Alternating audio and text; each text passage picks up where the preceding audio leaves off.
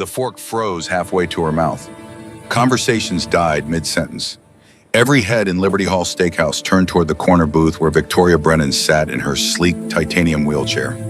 Dark hair cascading over a navy blazer that probably cost more than most people's monthly rent. I'm so glad we're here together. The silence rippled outward like a stone dropped in still water, spreading from table to table until the only sound was the clink of ice in expensive Scotch glasses and the man's voice cutting through the air sharp enough to draw blood. Marcus Thornton stood there in his $3,000 suit, face twisted in something between shock and disgust, gesturing at her chair like it was evidence in a criminal trial. The words came out loud, deliberate, meant for the entire restaurant to hear. "You're in a wheelchair? Is this some kind of joke?" Victoria's fingers tightened on the leather armrest, knuckles going white against the dark material. Her face remained perfectly composed.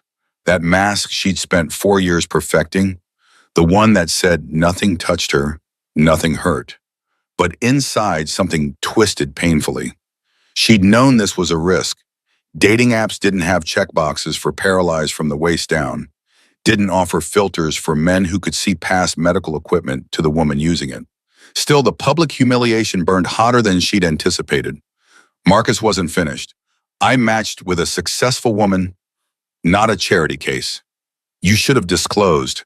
His hand waved vaguely toward her chair, unable or unwilling to name what he saw there. "This condition."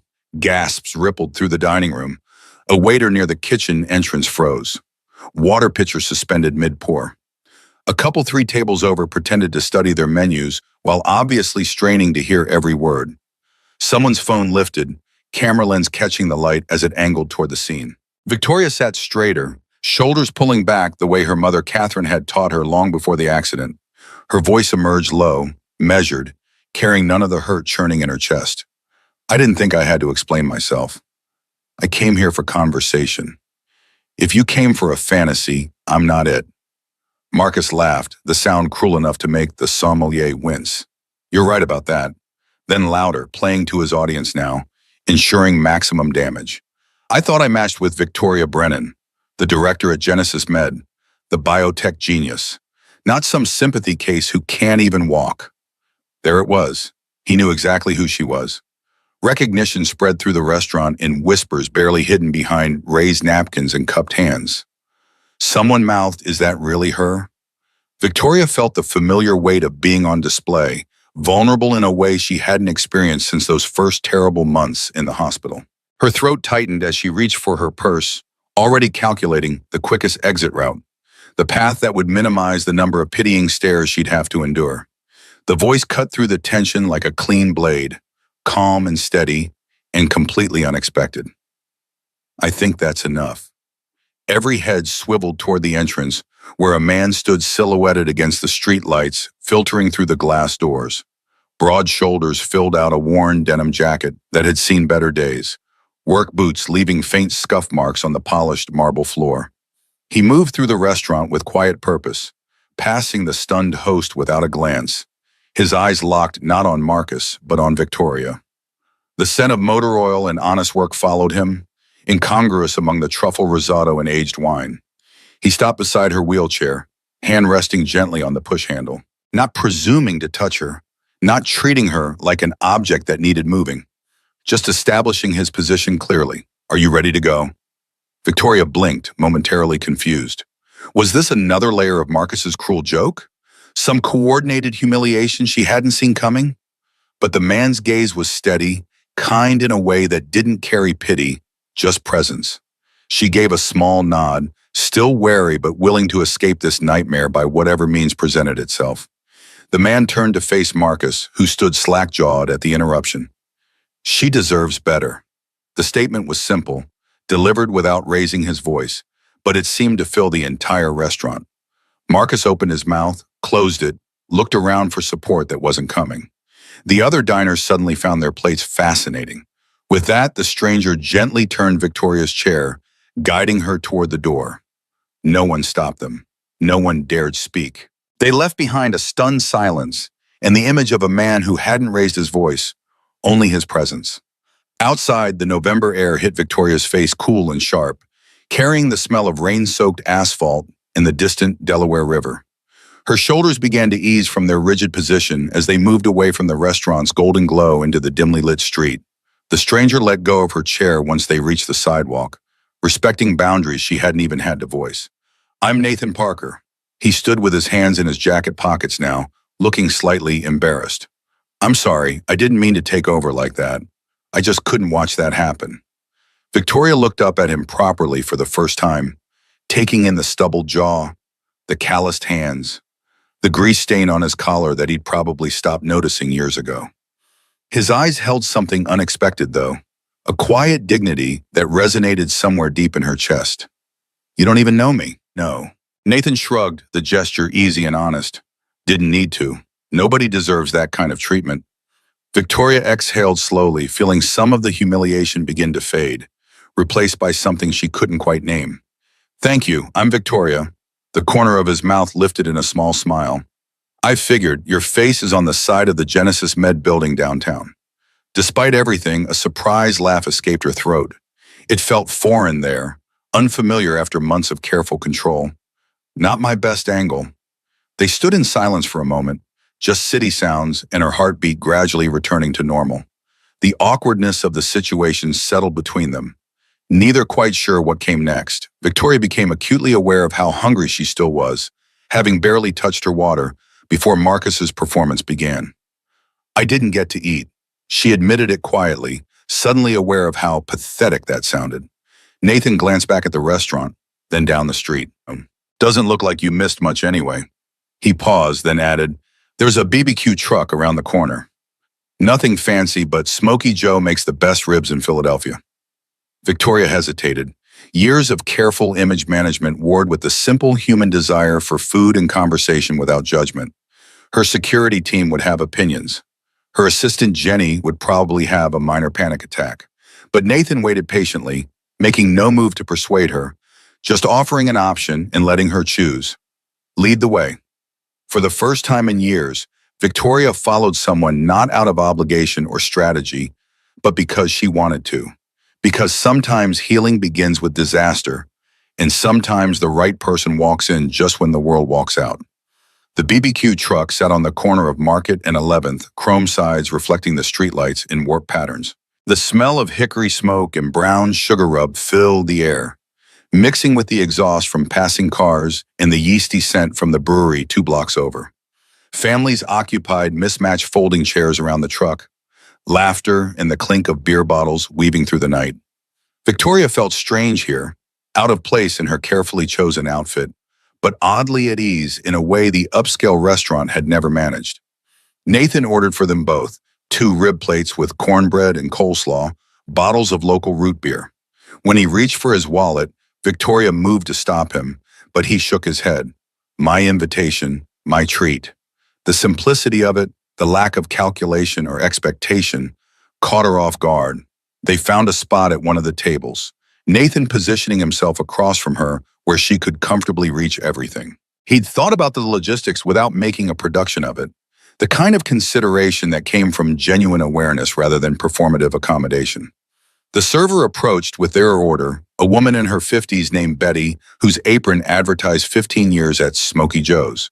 She leaned awkwardly over Victoria to set down the plate, and a streak of thick BBQ sauce slipped from a rib, splattering across Victoria's leather shoe and the footrest of her chair.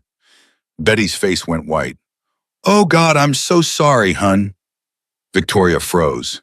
Heat flushed her face. This was exactly the kind of accident she dreaded. Moments that magnified the chair, her difference, her inability to maneuver quickly out of harm's way.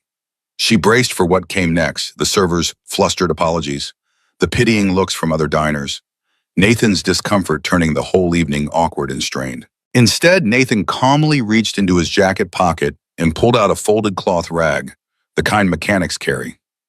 "Hold on." Before she could protest, he crouched beside her chair. With easy, unhurried movements, he dabbed the sauce from the Italian leather. Then, as if it were the most natural thing in the world, he gently lifted her foot, supporting it with both hands, and carefully wiped the footrest clean before placing her foot back with the same care someone might handle fine crystal. Not a hint of hesitation. Not a flicker of pity. Just practical kindness. Respect made tangible. There. He straightened, tucking the now stained rag back in his pocket. Good as new. Victoria opened her mouth, then closed it, unsure what words could possibly carry the weight of her gratitude. No one had touched her like that in 4 years, not since before the accident. Every gesture from others had been heavy with awkwardness or dripping with condescension. People either treating her like fragile glass or a problem requiring special handling. But Nathan's touch was different. Steady, practical, kind. He touched her the way he'd touch anyone, with simple human consideration untainted by assumptions about what she could or couldn't handle. Thank you. The words came out barely above a whisper. Nathan shrugged lightly, already reaching for his own food. It's just sauce. No. Victoria's voice emerged firmer now, more certain. It isn't. Their eyes met across the small table. For a moment, the chatter of the crowd, the hiss of the grill, the clatter of utensils against paper plates, all of it faded. Victoria saw in Nathan something she hadn't expected to find tonight. A man who looked at her without agenda, without judgment. She realized with a sharp ache in her chest that this was the first time in years someone had treated her as whole. Not defined by what she'd lost, but seen for who she was. Nathan broke the moment with a smile, gesturing to the food. Eat before it gets cold. Trust me, BBQ. Like this doesn't wait. She laughed softly, a sound she hardly recognized as her own, and took a bite. The taste of hickory smoke and spice spread across her tongue, simple and real and perfect. It wasn't just food, it was freedom. The conversation flowed easier than Victoria had expected. Nathan talked about engines and the satisfaction of fixing things, his eyes lighting up when he described a particularly challenging restoration job on a '67 Mustang Fastback. I've always believed there's something almost spiritual about bringing something broken back to life, finding the problem, understanding how all the parts work together, then making it whole again. Victoria found herself captivated not just by his words, but by the authenticity behind them. No performative interest, no hidden agenda trying to impress the director of a medical device company, just genuine love for his craft, spoken with the same reverence some people reserve for art or music. What about you? Nathan wiped his hands on a napkin, genuinely curious.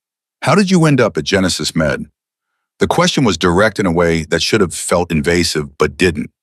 Victoria traced the rim of her root beer bottle, considering how much truth to offer. I founded the mobility division after my accident.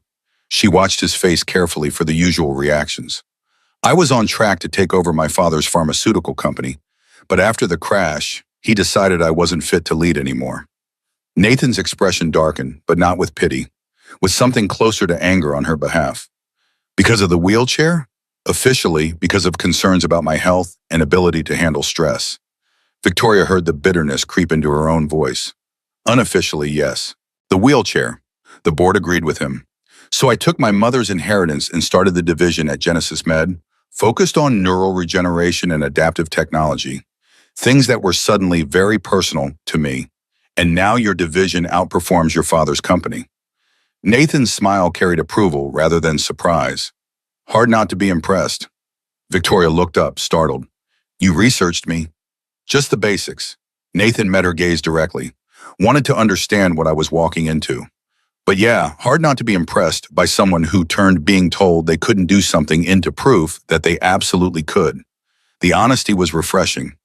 Most men either pretended not to know who she was or acted like her money and position made her more desirable. Nathan simply acknowledged the facts and moved on, interested in her as a person rather than as a title or bank account. What about you? Victoria leaned forward slightly. Have you always been a mechanic? A shadow crossed Nathan's face, brief but unmistakable. No, I was studying mechanical engineering at MIT, full scholarship, senior year. He paused, seeming to debate how much to share. My sister happened. Or more accurately, her addiction happened. She overdosed 5 years ago, left behind her son Tyler. He was 3. Victoria's chest tightened. What did you do? Nathan's voice softened in a way that told her everything about what kind of man he was. Someone had to step up. I was the only family left. So I dropped out, got custody, came back to Philly, opened the garage. You gave up your degree? Victoria couldn't keep the shock from her voice. Nathan smiled, but it was the saddest smile she'd ever seen. I gave up one future, but I gained a son. He's 9 now, smart as hell, wants to be an astrophysicist. The smile grew genuine, worth everything. The simple declaration held more integrity than any boardroom speech Victoria had ever heard. She found herself wanting to know more about this man who'd sacrificed his own dreams without a trace of self-pity, who spoke of raising his nephew with the kind of love most people reserve for their biological children. Before she could respond, Nathan glanced at his watch. I should get back. Left Tyler with Mrs. Chen next door, and I've got 3 cars waiting at the shop tomorrow. He stood, then hesitated. I'd like to see you again, if you want. Victoria felt something flutter in her chest, hope mixed with fear and the dangerous possibility of something good. Are you sure about that? I'm not exactly in your social circle. Nathan's laugh was genuine and warm. Maybe that's exactly why I'm sure. The walk back to where Victoria's driver waited felt too short. Nathan matched her pace without making a show of it, keeping the conversation light but leaving spaces comfortable rather than awkward. When they reached her car, he stepped back, giving her room. Next time, I choose the place. Nathan's eyes crinkled at the corners. Victoria found herself smiling, really smiling, for the first time all evening. Deal. She watched him walk away, disappearing into the Philadelphia night, and felt the dangerous stirring of something she'd thought the accident had taken from her. Not just attraction, but the possibility that someone might see her, all of her, and choose to stay. The penthouse apartment felt especially cold when Victoria returned, floor-to-ceiling windows reflecting the city lights against the darkness of her living room. Everything gleamed, chrome and glass and polished hardwood, the space meticulously designed to accommodate her wheelchair while hiding that fact from casual observers. Ramps disguised as gentle slopes, counters at perfect heights, doorways widened just enough. A beautiful cage built to her specifications. Her phone buzzed as she transferred from chair to sofa, a carefully choreographed movement she'd perfected through thousands of repetitions. Jenny, her assistant, checking if the networking dinner had gone well. Victoria tapped out a quick response, saying nothing about the disaster or the unexpected rescue. She set the phone aside and wheeled to the windows, looking out at the city sprawled below like a circuit board of lights. Somewhere out there, Nathan Parker had returned to his life, probably already forgetting about her. The thought created a strange emptiness in her chest. She'd built so much since the accident, rebuilt herself from broken pieces into something functional, successful even.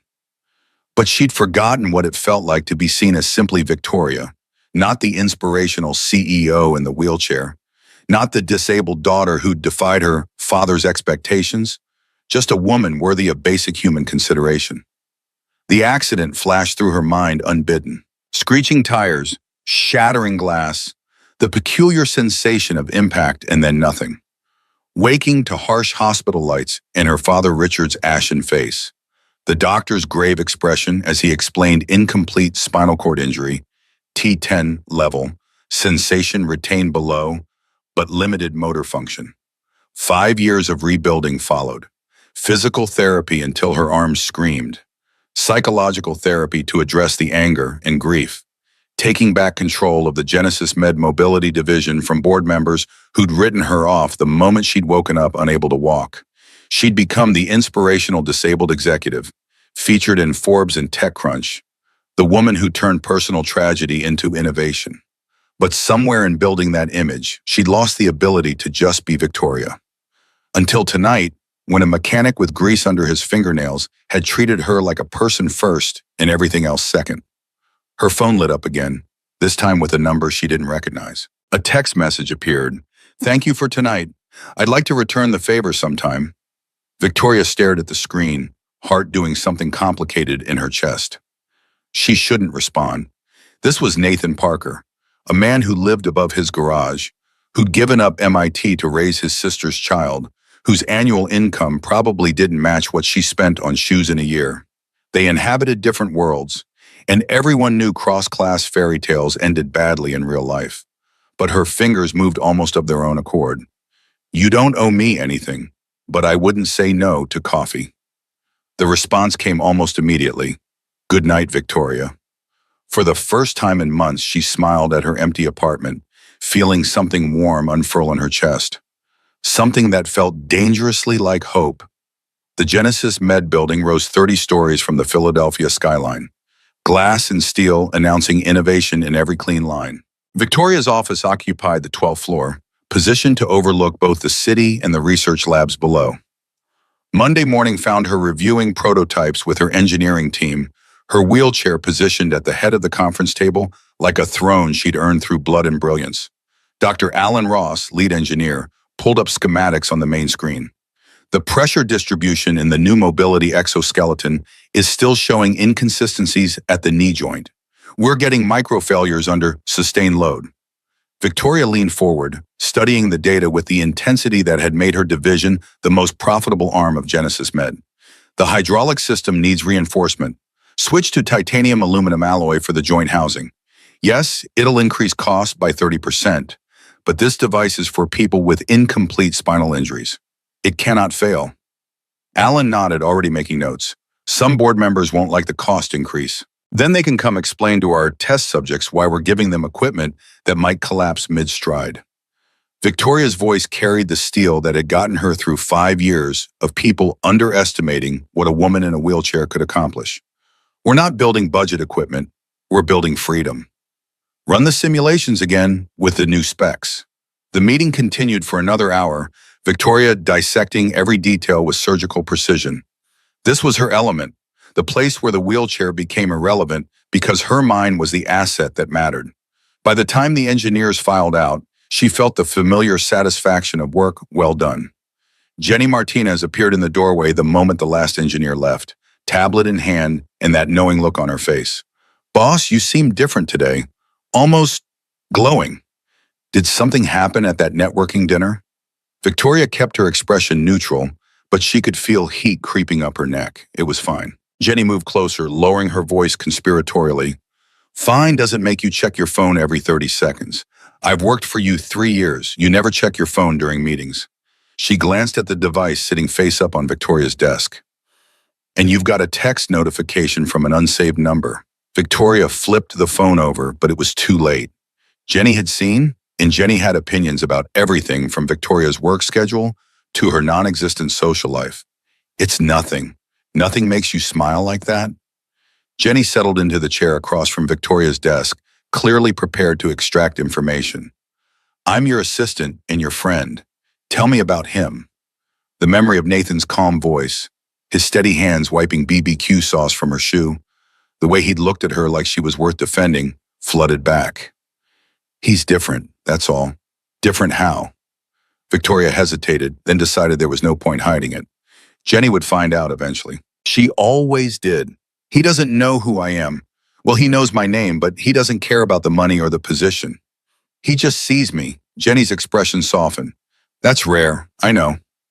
Victoria looked out the window at the city below, which is why it probably won't work. We're from completely different worlds. Or maybe that's exactly why it will work. Jenny stood, heading for the door. "Don't overthink it. Just see where it goes." After Jenny left, Victoria sat alone with her thoughts, and the city spread out before her like a challenge. Her phone buzzed again. Nathan this time, with an address for Saturday morning coffee. A place called Rosie's Cafe in Fishtown. Nothing fancy, just good coffee and better conversation. She was typing her acceptance when her office phone rang. The name on the caller ID made her stomach drop. Richard Brennan. Her father calling on the private line he only used for important matters. Victoria considered letting it go to voicemail, but Richard didn't give up easily. Better to face it now. His voice came through crisp and controlled, the tone of a man who'd built a pharmaceutical empire through calculated decisions and strategic moves. "Victoria, I heard you had an interesting evening Friday." Of course he'd heard. Richard had connections throughout Philadelphia's business community, eyes and ears that reported back like a private intelligence network. "How many people do you have watching me, Dad? I have friends who care about your well-being."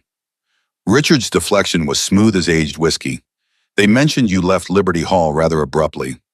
With an unknown man, my personal life isn't your concern anymore." Victoria kept her voice level, refusing to give him the satisfaction of knowing he'd gotten under her skin. "Everything about you is my concern. You're a Brennan." Richard paused, and Victoria could practically hear him choosing his next words carefully. Who is he? None of your business. I can find out myself. His tone shifted slightly, revealing the steel beneath the paternal concern. But I'd rather hear it from you. Victoria closed her eyes, fighting the familiar rage that came with her father's need to control everything she did. Then you'll be disappointed. I'm not discussing this with you. Victoria, please. Richard's voice softened in a way that was somehow worse than his commanding tone. After your mother died, after the accident, I only want what's best for you. The mention of Catherine Brennan, dead 3 years from a cancer that had consumed her in months, hit like a physical blow. Don't use Mom against me. She'd be happy I found someone kind. Kind doesn't pay bills or provide security. Richard's businessman voice returned. I'm looking out for you by investigating everyone I speak to. Victoria felt her grip tighten on the phone. I know you, Dad. You're already digging into his background. Silence on the line confirmed what Victoria already knew. Richard would be thorough, would find every detail of Nathan's life, and try to use it to prove whatever point he had already decided was true. My personal life is my own. Victoria kept her voice firm. Not yours to manage or approve. We'll see. Richard's response carried the weight of unfinished business. I'll call you next week. The line went dead, leaving Victoria staring at her phone with a mix of anger and dread. She knew her father. When Richard Brennan set his mind to something, he pursued it with the same ruthless efficiency that had made him millions. And right now, he'd set his sights on Nathan Parker, a man who had no idea what kind of scrutiny was about to descend on him. Victoria pulled up Nathan's last text, reading it again. The simplicity of the invitation, the lack of calculation or expectation, felt like oxygen after drowning. She typed back, Saturday at 10, looking forward to it. Whatever storm her father was brewing, she'd face it when it came. For now, she had coffee to look forward to and the memory of a man who'd seen her as worth defending. That would have to be enough. Parker's Auto Works occupied a corner lot in Kensington, the kind of neighborhood where people knew their neighbors and corner stores still operated on handshake credit. The garage itself was a 2-story brick building that had probably been there since the 50s. Garage bays on the ground floor, and Nathan's apartment up a narrow exterior staircase. The sign out front was hand-painted, simple, and honest, promising quality work at fair prices. Nathan slid out from under a Cadillac Escalade, transmission fluid staining his coveralls, and grabbed a shop rag to wipe his hands. The torque converter had seized exactly like he'd predicted, requiring a complete flush and replacement of the solenoid pack. 3 hours of work, but he'd have it done by afternoon like he'd promised the customer. Frank Russo emerged from the office, clipboard in hand, gray hair showing under his Phillies cap. Boss, we got Mrs. Chen's Camry coming in at 2. The Henderson truck needs new brake pads, and that Mustang restoration is ready for paint if you want to check it before we commit. Nathan nodded, already mentally organizing the workflow. Tommy can handle the Camry. I'll take the truck. Let me look at the Mustang now. The 67 Fastback sat in the back bay, cherry red paint gleaming under the shop lights. Nathan had been restoring it for 6 months. Every spare hour poured into bringing the classic muscle car back to its original glory. His hands moved over the bodywork, checking for imperfections, finding none. Tommy Harris had done beautiful work on the final sanding. She's ready. Nathan stepped back, allowing himself a moment of satisfaction. Tell Tommy to start the paint process tomorrow. Frank made a note, then glanced at Nathan with the expression of a man who'd known him long enough to read moods. You seem different today. Distracted, but in a good way. Just got a lot on my mind. Nathan headed back toward the Escalade, not ready to discuss his personal life with his shop manager yet. Tommy called from across the garage, wrench in hand and a knowing grin on his face. Boss got a date or something? Man's been checking his phone every 5 minutes. Frank's eyebrows rose. You're seeing someone? Nathan climbed back under the Escalade, letting the mechanics of the transmission occupy his attention. Just having coffee with someone, it's not a big deal. Tommy's laugh echoed through the shop. Man doesn't get under a car to avoid talking unless it's a big deal. What's her name? Victoria. Nathan kept his voice casual, but saying her name out loud made something warm settle in his chest. We met Friday night, and Tommy wasn't letting this go, apparently determined to extract every detail. And she's smart, interesting, different from anyone I've dated before. Nathan finished disconnecting the torque converter, sliding out to grab the replacement part. That's all I'm saying. Frank exchanged a glance with Tommy, both men clearly amused by their boss's reticence. Well, good for you. About time you got back out there. The rest of the morning passed in the comfortable rhythm of work. Cars came and went, customers collected their vehicles. New problems rolled into the bays. Nathan lost himself in the satisfaction of diagnosis and repair, the clean logic of mechanical systems where every problem had a solution if you were patient enough to find it.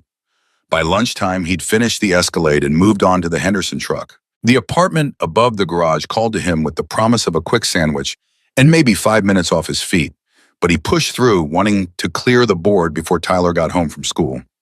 At 3:30, he heard the familiar sound of sneakers pounding up the exterior stairs. Tyler burst into the garage, backpack bouncing, face lit up with the kind of excitement only a 9-year-old could maintain after a full day of school. Chew Nate, I got 100 on my math test, the hardest one all year. Nathan wiped his hands and pulled his nephew into a hug, breathing in the scent of playground dirt and pencil shavings. That's my guy, always the smart one in the family. Let me see. Tyler produced a crumpled test paper with a perfect score marked in red at the top. Ms. Anderson said I should consider the math club. She thinks I could do competitions. Pride swelled in Nathan's chest. What do you think? You want to try it? Tyler's enthusiasm dimmed slightly, adult concerns creeping into his young face. Would it cost money? For the competitions? The question gutted Nathan like it always did when Tyler showed awareness of their financial reality. We'll make it work, buddy. If you want to do it, we'll find a way. Okay, Tyler's smile returned, pure and trusting in the way that reminded Nathan exactly why he'd given up MIT without a second thought. Can I do homework in the office? Nathan set him up at the desk with his books, then returned to the Henderson truck. Through the office window, he could see Tyler bent over his work, pencil moving with careful precision. The kid deserved everything, deserved better than a 2-bedroom apartment above a garage and an uncle who counted pennies to afford school supplies. His phone buzzed in his pocket. Victoria confirming Saturday, asking if 10 would still work.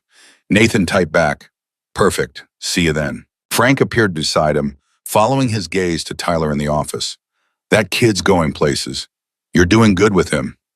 Nathan thought about the bills stacked on his kitchen counter. Rent due next week, Tyler would need new sneakers soon, and the hydraulic lift in Bay 2 was making concerning noises that probably meant expensive repairs in the near future. Yeah, just hope I'm doing enough. You gave up your whole future for that boy. Frank's voice carried the weight of someone who'd watched the whole thing unfold. That's more than enough. But was it? Nathan looked at his grease-stained hands, thought about the degree he'd never finished, the career he'd never started. He'd made his choice and never regretted it.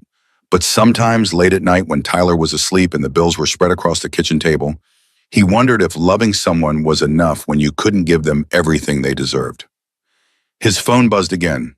Not Victoria this time, but Mrs. Chen from next door, Tyler's usual after-school babysitter. The text was short. Saw your nephew after school. Such a good boy. You're doing wonderful, Nathan. Small kindnesses from neighbors who'd watched him transform from MIT scholarship student to garage owner overnight, who'd seen him learn to braid hair and pack lunches and show up for parent-teacher conferences. The community had rallied around him and Tyler in ways that still took his breath away. Tommy finished up the Camry and headed out, clocking out with a wave. Frank stayed behind, helping Nathan close up the shop for the night. As they pulled down the bay doors, Frank turned to Nathan with the expression of someone about to say something he thought needed saying. This woman you're seeing, she from around here? Nathan paused, considering how much to reveal. She lives downtown, works in medical devices. Frank nodded slowly. Different world from this place. Yeah, Nathan couldn't deny it. Very different.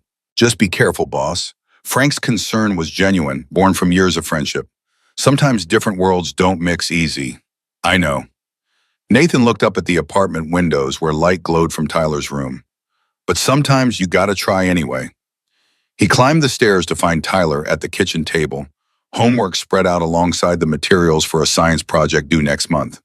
The kid had decided to build a model of the solar system, complete with orbits and moons. It was ambitious for 4th grade, but that was Tyler, always reaching for something bigger. What are you working on, bud? Tyler looked up, eyes bright behind the glasses he'd only recently started wearing, trying to figure out the scale for Saturn's rings. They're really complicated. Nathan sat down across from him, looking at the sketches and calculations Tyler had attempted. Want some help? Together they worked through the math, Nathan guiding but letting Tyler do the actual problem solving. These moments, helping with homework at the kitchen table, felt more important than any degree he might have earned. This was fatherhood in its purest form, showing up day after day for the small moments that added up to a life. Dinner was simple, burgers and fries that Nathan cooked while Tyler set the table. They ate together, talking about school and the science project, and whether Jupiter's red spot was a storm or something else entirely. Normal conversation in a life that had been built from grief and determination. Ordinary moments that felt precious because of how easily they might never have existed. After Tyler went to bed, Nathan sat alone in the small living room, looking at bills he'd been avoiding. The numbers didn't add up the way he needed them to. The garage was doing okay, but okay meant treading water, not getting ahead. One bad month, one major equipment failure, and they'd be in real trouble. His phone sat on the coffee table, Victoria's last message still on the screen. He thought about her penthouse apartment, the designer wheelchair, the casual way she'd mentioned working in medical devices like it was nothing. She probably had more money in her checking account than he'd see in 5 years. What was he doing, pursuing someone so far out of his league? But then he remembered the way she'd looked at him when he'd wiped the BBQ sauce from her shoe. Like he'd done something remarkable instead of basic human decency. Like she wasn't used to being treated like a person instead of a problem or a symbol. Maybe the money didn't matter as much as he feared. Maybe what mattered was seeing each other clearly, without the filters society tried to impose. Tyler's voice drifted from his bedroom, not quite asleep yet. "Chew, Nate." Nathan got up and went to the doorway. "What's up, buddy?" Tyler was curled under his covers, surrounded by glow-in-the-dark stars Nathan had helped him arrange on the ceiling in actual constellation patterns. Ms. Anderson says, if you love something, you should be brave about it, even if it's scary. Nathan leaned against the doorframe, wondering what had prompted this particular piece of wisdom. That sounds like good advice. Do you think that's true? Yeah, bud. I think trying is always braver than not trying. Nathan thought about MIT, about the scholarship he'd walked away from, about every choice he'd made that had led him here. Sometimes the brave thing and the right thing are the same thing. Tyler nodded, satisfied with this answer, and burrowed deeper into his blankets. Love you, Chew, Nate. Love you too, Tyler. Nathan turned off the light, leaving the door cracked the way Tyler liked it. Back in the living room, Nathan picked up his phone and looked at Victoria's message one more time. Different worlds, Frank had said. But Nathan had already chosen to live in a different world than the one he'd been headed for. He'd chosen Tyler over MIT, Kensington over wherever a mechanical engineering degree might have taken him. Maybe choosing Victoria was just another way of being brave about what mattered. He sent a text. Looking forward to Saturday. Sleep well, Victoria. Her response came minutes later. You too, Nathan. For the first time in years, Nathan let himself imagine a future that included more than just getting by. A future where maybe, just maybe, someone like Victoria Brennan might want to build something with someone like him. It was terrifying and exhilarating in equal measure. The kind of risk that could end in heartbreak, but might also lead somewhere worth going. He looked at the bills one more time, then put them away. Tomorrow's problems could wait for tomorrow.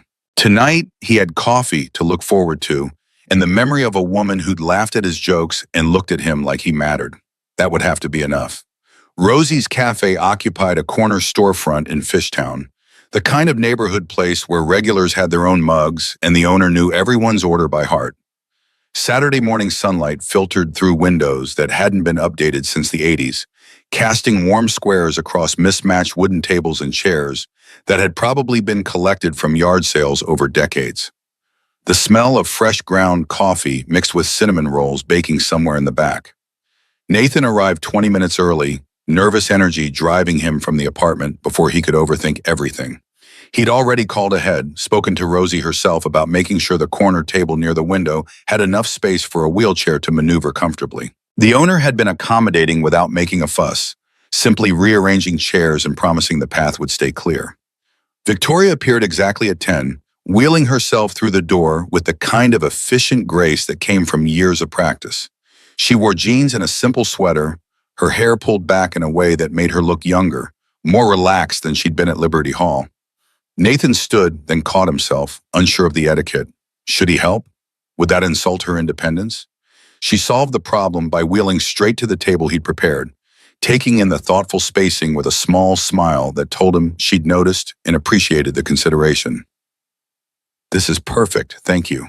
They ordered an Americano for her and black coffee for him, and fell into conversation that flowed easier than Nathan had any right to expect. Victoria asked about the garage, genuinely interested in the mechanics of restoration work, and Nathan found himself explaining the intricacies of rebuilding a Mustang's transmission with the kind of enthusiasm he usually reserved for talking to other mechanics. There's something almost spiritual about bringing something broken back to life. Nathan traced patterns on the table with his finger, trying to articulate what he felt when an engine finally turned over after weeks of careful work. Finding the problem, understanding how all the parts work together, making it whole again. It's like solving a puzzle where the answer matters to someone's daily life. Victoria's eyes held something warm and engaged. "I understand that more than you might think." She took a sip of her coffee, seeming to weigh how much to share. "That's what we do at Genesis Med. Try to restore function people were told was permanently lost." "What kind of devices?" Nathan leaned forward, genuinely curious. "Mobility aids mostly. Advanced wheelchairs, exoskeleton prototypes, neural stimulation systems." Victoria's voice carried the passion of someone discussing their life's work. Equipment designed by people who actually understand what it's like to need it, because of your own experience. Nathan kept his tone gentle, making it clear he was asking, not assuming. "Exactly." Victoria met his gaze directly, no shame or discomfort in her expression. "If I have to live with this, I'm going to make sure the technology is the best it can be. Not just for me, but for everyone who comes after." The conviction in her voice stirred something in Nathan's chest, admiration mixed with the growing certainty that this woman was extraordinary in ways that had nothing to do with her bank account or professional success. She'd taken something that could have broken her and turned it into fuel for helping others. That took a kind of strength most people never had to discover in themselves. "Tell me about Tyler." Victoria shifted the conversation with the ease of someone genuinely interested in his life, not just making polite conversation. 9 years old and already planning to be an astrophysicist? Nathan's face lit up the way it always did when discussing his nephew. "He's brilliant, scary smart sometimes. He taught himself orbital mechanics from YouTube videos because he wanted his science project to be accurate." The pride in his voice was unmistakable. "I dropped out of MIT to raise him, and sometimes I think he's going to end up smarter than I ever would have been." "You were at MIT?" Victoria's surprise was evident. "Full scholarship, you said?" "Senior year mechanical engineering when Sarah died." Nathan's throat tightened the way it always did when talking about his sister. Tyler was 3, no other family, and the choices were pretty simple. Finish school while he went into foster care, or become his legal guardian and come home. That must have been impossibly hard. Victoria's empathy was genuine, not performative sympathy, but real understanding of difficult choices. Nathan shrugged, uncomfortable with praise for what felt like the only possible decision. "It was hard for about a week. Then Tyler called me Chunate for the first time and asked if I was staying forever.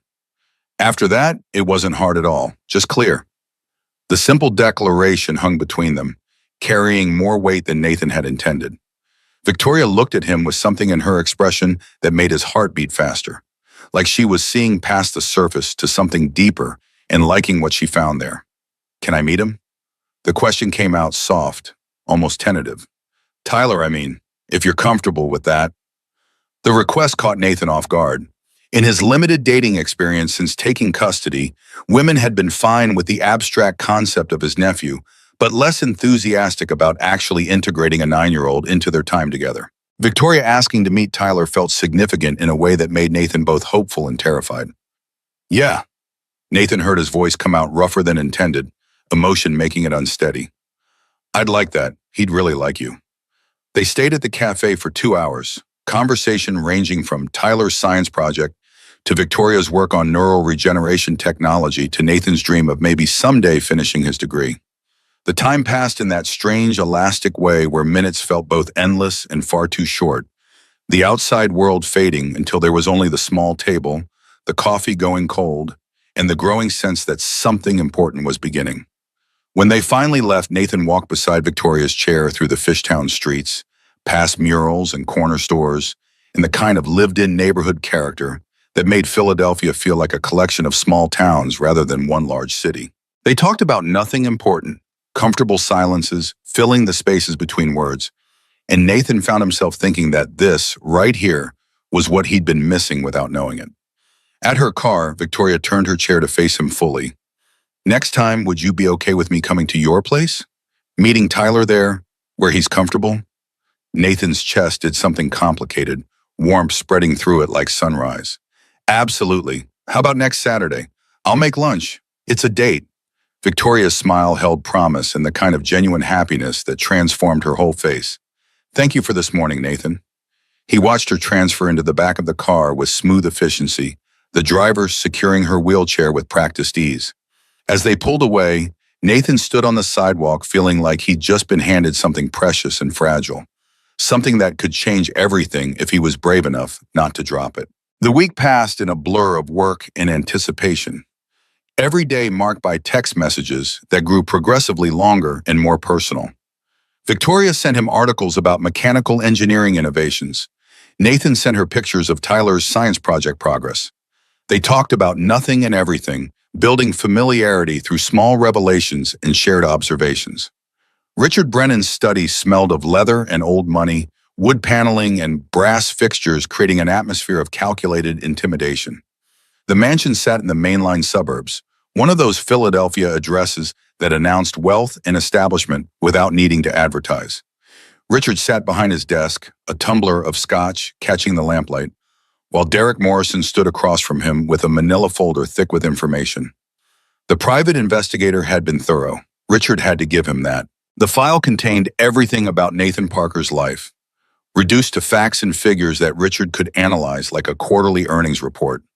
MIT dropout, garage owner, custodial guardian, debt load, income estimates, rental history. Everything quantified and categorized, the way Richard preferred his information.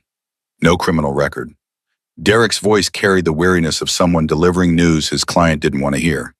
Not even a parking ticket. Pays his bills on time when he can, though he's been late on rent twice in the past year. Customers give him excellent reviews, known in the neighborhood as reliable and honest. Richard took a slow sip of scotch, the burn familiar and grounding. There has to be something. Everyone has something. Derek shifted his weight, uncomfortable in a way that told Richard the investigator had opinions about this assignment he was keeping to himself. Mr. Brennan, I've been doing this 20 years. Sometimes people are exactly who they appear to be. Nobody is exactly who they appear to be. Richard set down his glass with controlled precision. Keep digging. Financial records, past relationships, family history. I want to know everything. Already have it all. Derek tapped the folder. His sister Sarah Parker died of an overdose in 2020. Heroin. Medical bills from her final hospitalization came to just over $23,000. Parker's been paying them off slowly, never missed a payment even when it meant being late on other bills. The kid, Tyler, biological father unknown, no other family. Parker got emergency custody within a week of Sarah's death, dropped out of MIT 3 days later, moved back to Philadelphia and opened the garage. Richard absorbed this information, looking for angles, for leverage, for any sign of the con he was certain existed beneath the surface. A man didn't give up MIT on a full scholarship for a nephew unless there was money somewhere in the equation. Insurance payout? Inheritance? Derek anticipated the question. No insurance. Sarah had nothing. The apartment she was renting got cleared out by the landlord. Parker took the kid and whatever fit in his truck. He built the garage business from scratch with a small business loan he's still paying off. Then what's his angle with Victoria? Richard's frustration bled into his voice. A mechanic doesn't pursue a woman like my daughter without seeing dollar signs. Maybe he just likes her. Derek's response carried an edge of judgment that Richard chose to ignore. Richard stood, moving to the window that overlooked manicured grounds Catherine had once loved. The memory of his wife hit unexpectedly, the way it sometimes did in quiet moments. She died 3 years ago, 6 months after Victoria's accident, cancer consuming her with brutal efficiency. In those final weeks, hooked up to machines in the bedroom they'd shared for 30 years, she'd made Richard promise to take care of their daughter. He'd kept that promise the only way he knew how, with money and protection and careful management of risks. But Catherine had also told him something else, words that haunted him in moments like this. You love by controlling, Richard. Someday, you'll control yourself right out of their lives. He'd lost Catherine anyway. The thought of losing Victoria too, of her being used by someone who saw vulnerability and opportunity, made something cold settle in his chest. After the accident, people had come out of nowhere. Investment advisors promising to protect Victoria's inheritance while charging exorbitant fees.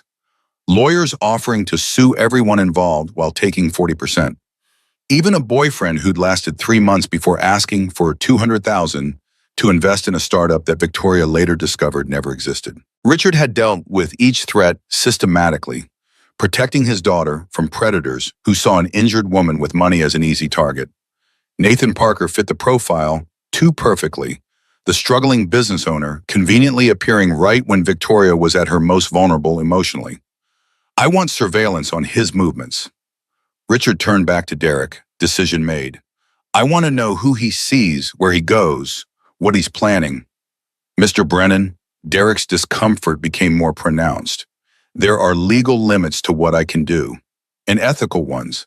This man hasn't done anything wrong. Then watching him won't reveal anything problematic, will it? Richard's tone made it clear the discussion was over. I'm not letting my daughter make another mistake. Derek left with obvious reluctance, folder tucked under his arm, leaving Richard alone with his scotch and his certainty that he was protecting Victoria from inevitable heartbreak. He pulled out his phone and dialed her number, unsurprised when she didn't answer. She'd been avoiding his calls since their last conversation, but Richard was patient. Eventually she'd need to talk to him, and when she did, he'd be ready with proof that Nathan Parker was exactly what Richard suspected. The following Saturday arrived with clear skies and the kind of October warmth that made Philadelphia almost perfect. Nathan cleaned the apartment 3 times, changed clothes twice, and generally made Tyler laugh at how nervous he was acting. The kids sat at the kitchen table working on his science project, occasionally looking up to offer observations about his uncle's unusual behavior. You really like her, huh? Tyler attached a carefully painted Saturn to its orbital path, tongue poking out in concentration. Yeah, buddy, I really do. Nathan checked the simple lunch he'd prepared for the 3rd time. Sandwiches, fruit, nothing fancy but made with care. Is she nice? Tyler's question came with the directness of childhood, unfiltered by adult complications. Very nice. Nathan crouched down to Tyler's level. But she uses a wheelchair, which means she can't walk. That okay with you? Tyler looked at him with the kind of wisdom that sometimes emerged from 9-year-old perspectives. Does she like space stuff? Nathan laughed, tension breaking. I don't know yet. We'll find out. Then it doesn't matter about the wheelchair. Tyler returned to his project with the uncomplicated logic of a child who hadn't yet learned to make disabilities into barriers. When Victoria arrived, Nathan buzzed her up and opened the apartment door to find her maneuvering her chair through the narrow hallway with practiced efficiency. She dressed casually, jeans and a sweater that matched her eyes, hair loose around her shoulders. She looked younger here, outside the corporate environment, more relaxed and real. Welcome to our humble home. Nathan stepped back, suddenly acutely aware of how small the apartment was, how worn the furniture looked, how obvious the financial gap between their lives became in this space. Victoria rolled in, taking in everything with genuine interest rather than judgment. Tyler appeared from the kitchen, science project temporarily abandoned, curiosity winning over shyness. He stopped a few feet away, eyes wide behind his glasses. Hi. His voice came out small but brave. I'm Tyler. Victoria wheeled closer, bringing herself to his eye level with an ease that suggested she'd done this before. Hi, Tyler. I'm Victoria. Your uncle told me you're building something really cool for science class. Tyler's face lit up the way it always did when someone showed real interest in his work. A model of the solar system. Want to see? Nathan watched them disappear into the kitchen, Victoria's questions encouraging Tyler to explain orbital mechanics and planetary composition with increasing enthusiasm. The ease between them felt natural, Victoria engaging with Tyler's intelligence without condescension. Tyler responding with the kind of openness he usually reserved for his favorite teachers. Over lunch, Tyler asked Victoria about her wheelchair with the same directness he'd shown earlier. Why do you use it? Nathan started to intercept, to redirect, but Victoria held up a hand, clearly comfortable with the question. I was in a car accident 4 years ago. My spine got hurt, and now my legs don't work the way they used to. The wheelchair helps me get around. Does it hurt? Tyler's concern was genuine, uncomplicated by pity or awkwardness. Sometimes, but mostly it's just different from before. Like how you use glasses to see better, I use this to move around. Victoria's explanation was matter of fact, treating Tyler with the respect of honest answers. Tyler nodded, satisfied with this response. Can I see it up close? Victoria spent the next 10 minutes letting Tyler examine her wheelchair, explaining the joystick controls, the battery system, how it navigated different terrains. Tyler absorbed every detail with the focused intensity he brought to topics that interested him, asking technical questions that would have challenged most adults. This is like a really advanced robot. Tyler's excitement was palpable. Do you help design these? At your job? Victoria's smile was genuine and warm. I do. We're working on even better ones that might help people walk again someday. That's so cool. Tyler looked at Nathan with an expression that clearly said he approved of this development. Chune, Ms. Victoria makes wheelchairs that might cure people. Not exactly cure, but help. Victoria's correction was gentle. Some injuries can't be fixed completely, but we can make life better with good technology. The afternoon progressed with easy conversation. Tyler dragging out his telescope to show Victoria how he'd been tracking Jupiter's moons. Victoria explaining the difference between astronomical observation and space travel with the patience of someone who genuinely enjoyed teaching. Nathan watched them together, something warm and terrifying expanding in his chest, the realization that Tyler had already attached himself to this woman with the quick affection of childhood. Eventually, Tyler wore himself out and retreated to his room for some quiet reading time, leaving Nathan and Victoria alone in the small living room. The space felt more intimate now, charged with possibility and the growing awareness that this thing between them was becoming something neither of them could easily walk away from. Thank you for letting me meet him. Victoria's voice was soft, genuine. He's wonderful, Nathan. You've done an incredible job. He makes it easy. Nathan settled onto the couch close enough to Victoria's chair that he could have reached out and touched her hand if he'd been brave enough. Most days I feel like I'm just trying to keep up with how fast he's growing and learning. You gave up everything for him. Victoria's observation held no judgment, just recognition of sacrifice. Your degree, your future, probably relationships that couldn't handle a package deal. Nathan met her gaze, needing her to understand this fundamental truth. I didn't give up my future. I chose a different one. There's a difference. The distinction hung between them, heavy with implication. Victoria's eyes held something that looked like understanding mixed with something deeper. Something that made Nathan's heart rate pick up speed. My father thinks you're using me. Victoria's words dropped like stones into still water.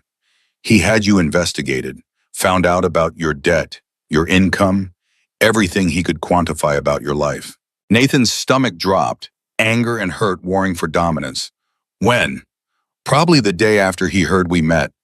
Victoria's bitterness was evident. Richard Brennan doesn't let anything happen to his daughter without knowing every detail. Control is how he shows love. What did he find? Nathan kept his voice level, refusing to be ashamed of his life, even as embarrassment heated his face. That you're exactly who you say you are. Victoria wheeled closer, her hand finding his.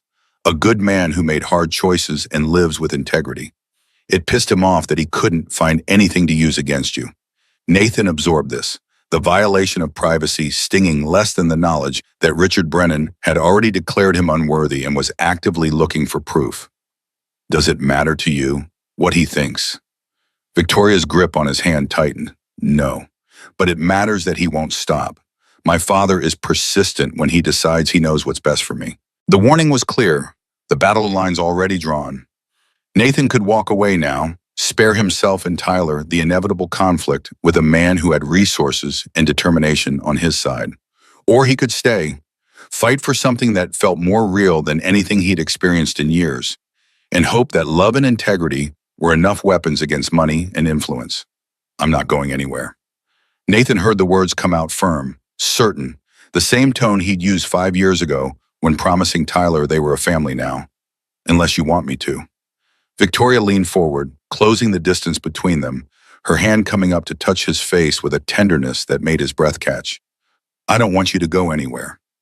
The kiss was gentle, exploratory, carrying the weight of new beginnings and the knowledge that this choice would complicate both their lives in ways they couldn't fully predict. When they pulled apart, foreheads touching, Nathan felt the terrifying exhilaration of commitment settling over him like a mantle. From the hallway, Tyler's voice drifted out, carefully casual. Are you guys done being gross? Because I want to show Ms. Victoria my Constellation app. Victoria laughed, the sound bright and genuine, and Nathan felt something click into place. This right here was worth whatever storm Richard Brennan wanted to bring. The storm began Monday morning when Mrs. Helen Chen called to cancel her standing appointment. Her voice carried apologetic embarrassment, words coming out in a rush like she'd rehearsed them. Nathan, I'm so sorry. My husband says we need to take the Camry somewhere else. He heard something about your garage, said it's better if we find a new mechanic. Nathan stood in the garage office, phone pressed to his ear, confusion giving way to cold certainty. Mrs. Chen, you've been coming here 12 years. What did your husband hear?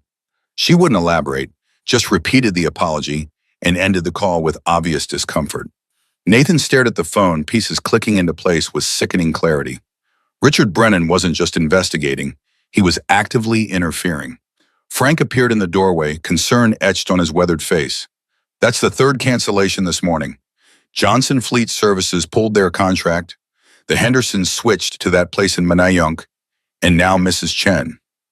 What's going on, boss? Nathan set the phone down with careful precision, fury building beneath the surface calm. Someone's playing games. Over the next 3 days, the pattern became undeniable. Longtime customers suddenly finding new mechanics, corporate contracts evaporating without explanation, referrals drying up like Philadelphia in August. Tommy dug around through his network and came back with confirmation. The corporate clients all had ties to Brennan Industries or its suppliers. The individual customers had been quietly approached with suggestions that Parker's Auto Works might not be the reliable choice it appeared. By Thursday, the week's revenue sat at $1,100 against an average of $3,500. Nathan looked at the schedule, seeing gaps where appointments should have been, calculating how long they could sustain this kind of hit before serious decisions had to be made about payroll and rent. He didn't tell Victoria immediately, trying to handle it himself, unwilling to put her in the position of fighting her own father over his business. But Thursday evening, when Tyler came home from school with red eyes and the story of Bobby's father saying cruel things at pickup, Nathan's restraint shattered. Tyler sat at the kitchen table, small shoulders shaking with the effort of holding back tears. Bobby said Chu Nate is a gold digger, that you're only friends with Ms. Victoria for her money. His voice broke on the words. I told him that's not true, but Bobby's dad told everyone at school. Now some kids won't talk to me. Nathan knelt beside his nephew, rage and heartbreak warring in his chest, watching his choices hurt the person he'd sacrificed everything to protect. That's absolutely not true, Tyler.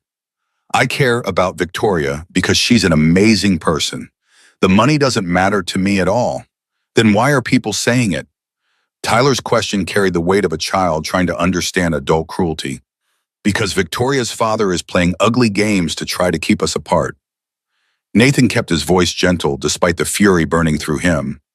Sometimes grown-ups do mean things when they're scared of losing control. That's stupid. Tyler wiped his eyes with the back of his hand, anger replacing tears. Miss Victoria should tell him to stop. Nathan hugged him tight, breathing in the scent of playground dirt and children's shampoo, feeling the terrible weight of protecting Tyler from consequences he didn't deserve. She doesn't know yet, but I'm going to tell her tonight. The phone call lasted 40 minutes, Victoria's voice progressing from shocked to furious to devastated as Nathan laid out everything that had happened. The business sabotage, the social pressure, Tyler coming home crying because of gossip spread by parents who took their cues from Richard Brennan's disapproval. He went after Tyler. Victoria's voice shook with barely controlled rage. He made a child a target to get to you. I can handle pressure on the business. Nathan paced his small living room, phone pressed to his ear. But Tyler didn't sign up for this. He's 9 years old and getting bullied because your father decided I'm not good enough. I'll talk to him. The steel in Victoria's tone reminded Nathan that she hadn't built a successful career by backing down from fights. No, Nathan's response was immediate and firm. That's exactly what he wants. To create problems only he can solve, to make you choose between him and me, to prove I'm a burden you'll eventually resent. Then what do we do? Victoria's frustration matched his own. We fight back. Nathan stopped pacing, decision crystallizing. Not by hiding or giving up, by showing everyone we're serious about this, that we're partners facing this together. The plan took shape over the following days, Victoria making calls to Genesis Med executives and board members, not asking for favors but simply recommending an excellent mechanic who specialized in American vehicles. The response was immediate, appointments booking solid within 48 hours, high-end cars rolling into the garage driven by professionals who needed quality work and didn't care about Philadelphia society politics. Dr. Marcus Wong brought his Cadillac CT6 in on Tuesday, impressed enough by Nathan's diagnostic skills that he referred 3 colleagues by Wednesday. The schedule began filling again, not with the same customers Richard had scared away, but with new ones whose loyalty Richard couldn't touch. Frank watched the transformation with visible relief. Boss, we're booked out 3 weeks now. Whatever you did, it worked. Nathan tightened the final bolt on a Ford F-150's brake assembly, satisfaction mixing with the knowledge that the battle was far from over. We're adapting. That's all. But Richard Brennan wasn't finished. Nathan should have known a man with that much money and determination wouldn't stop at business interference. The next strike came from a direction Nathan hadn't anticipated, hitting where he was most vulnerable. The envelope arrived on a Tuesday, plain manila with Nathan's name typed on the label, no return address. Inside was a single page, professional letterhead from a law firm Nathan didn't recognize. The words were formal and devastating. A concerned party has filed for a welfare check regarding the minor child residing at your address. Social services will be conducting a home visit within the next week to ensure adequate living conditions and proper care. Nathan read it 3 times, each pass making his hands shake harder. Someone had called social services on him. Someone had suggested Tyler wasn't being properly cared for. Someone was threatening the one thing in Nathan's life that mattered more than anything else. He called Victoria, voice tight with barely controlled panic. Your father just went after my custody of Tyler.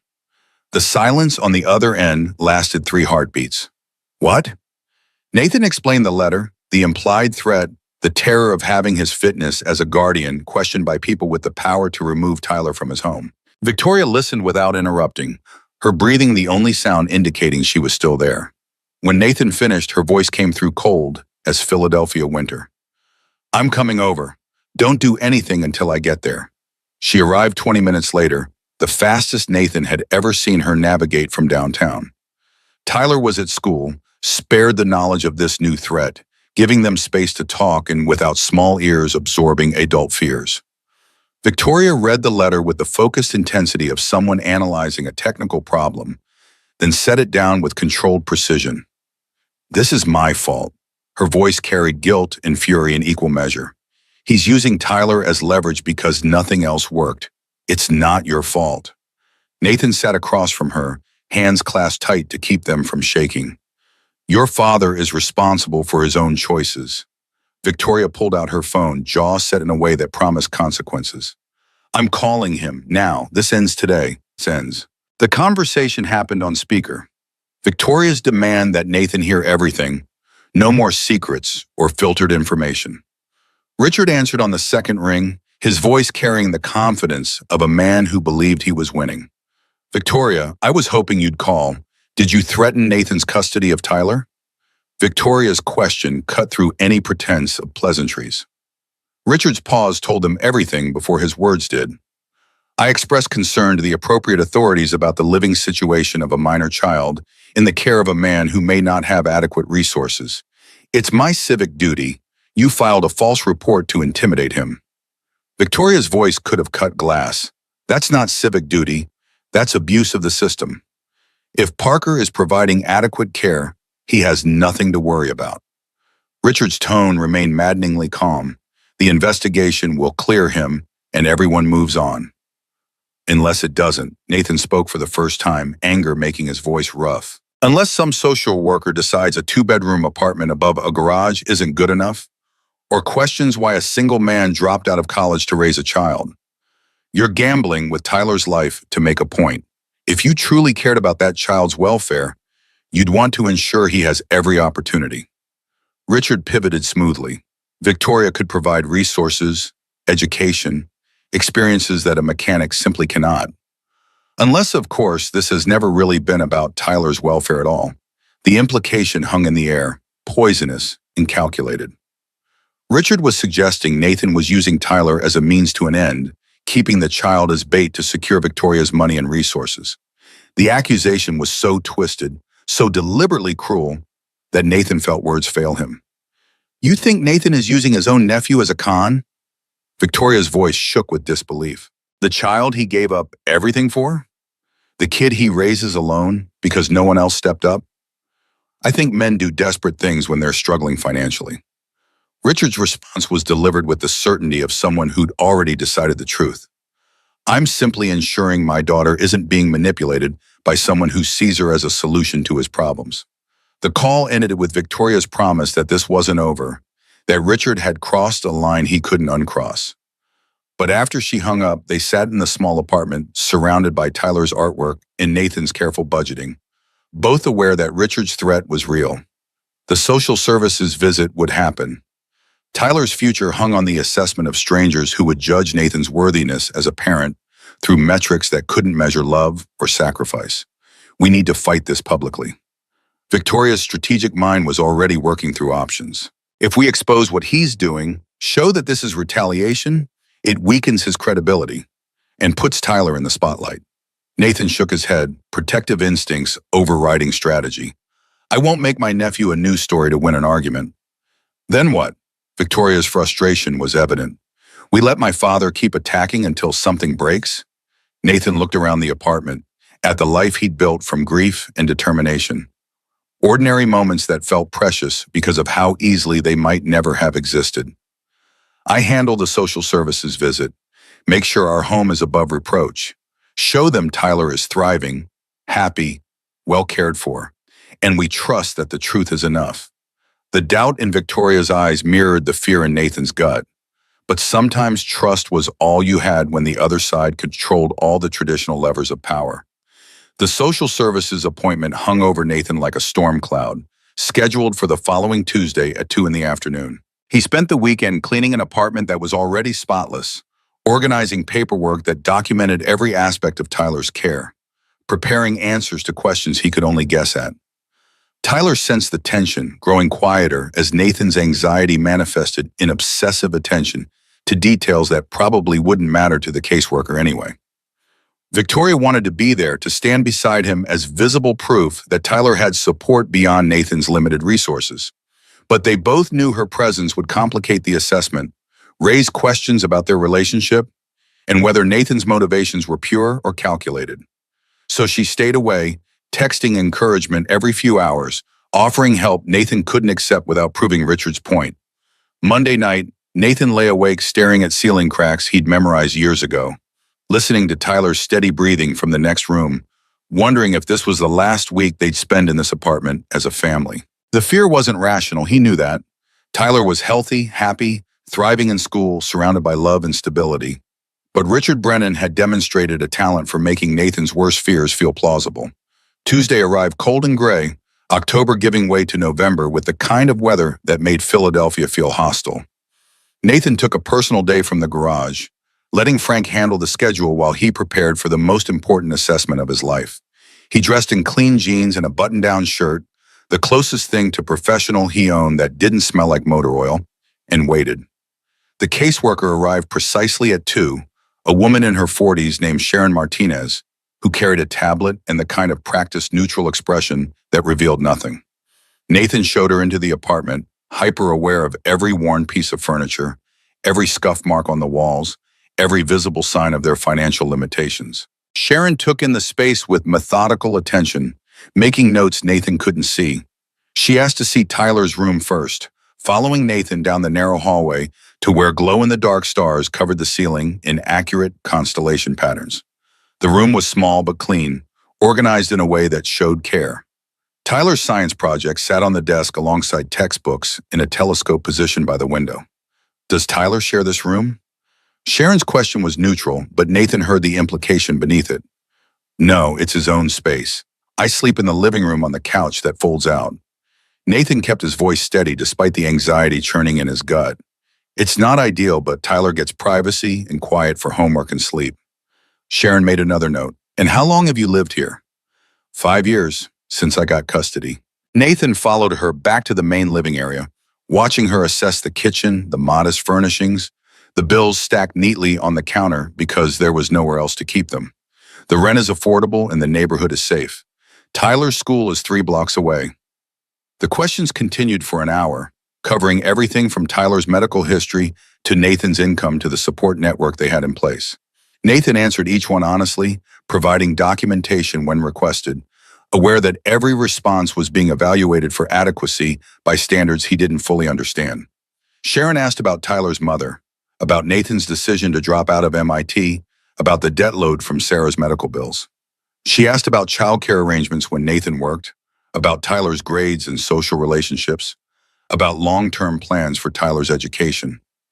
Each question felt like a test Nathan might be failing without knowing it. Finally, she asked the question Nathan had been dreading. Mr. Parker, I understand you're in a relationship with Victoria Brennan. How does that relationship affect Tyler's care and your financial situation? Nathan took a breath, choosing words carefully. Victoria and I are dating. She's met Tyler a few times and they get along well. But she doesn't live here, doesn't contribute financially to Tyler's care, and isn't involved in daily parenting decisions. She's my girlfriend, not Tyler's caretaker or my financial support. And if the relationship ended, Sharon's pen hovered over her tablet. Would that impact your ability to care for Tyler? The question revealed the trap Richard had laid. If Nathan said yes, he admitted to depending on Victoria's resources. If he said no, he had to prove he could manage alone while clearly struggling. Nathan met Sharon's gaze directly, refusing to be intimidated into the wrong answer. I've been caring for Tyler for 5 years on my income alone. Before Victoria, during the relationship, and after if it comes to that. My ability to parent Tyler has never depended on anyone but me.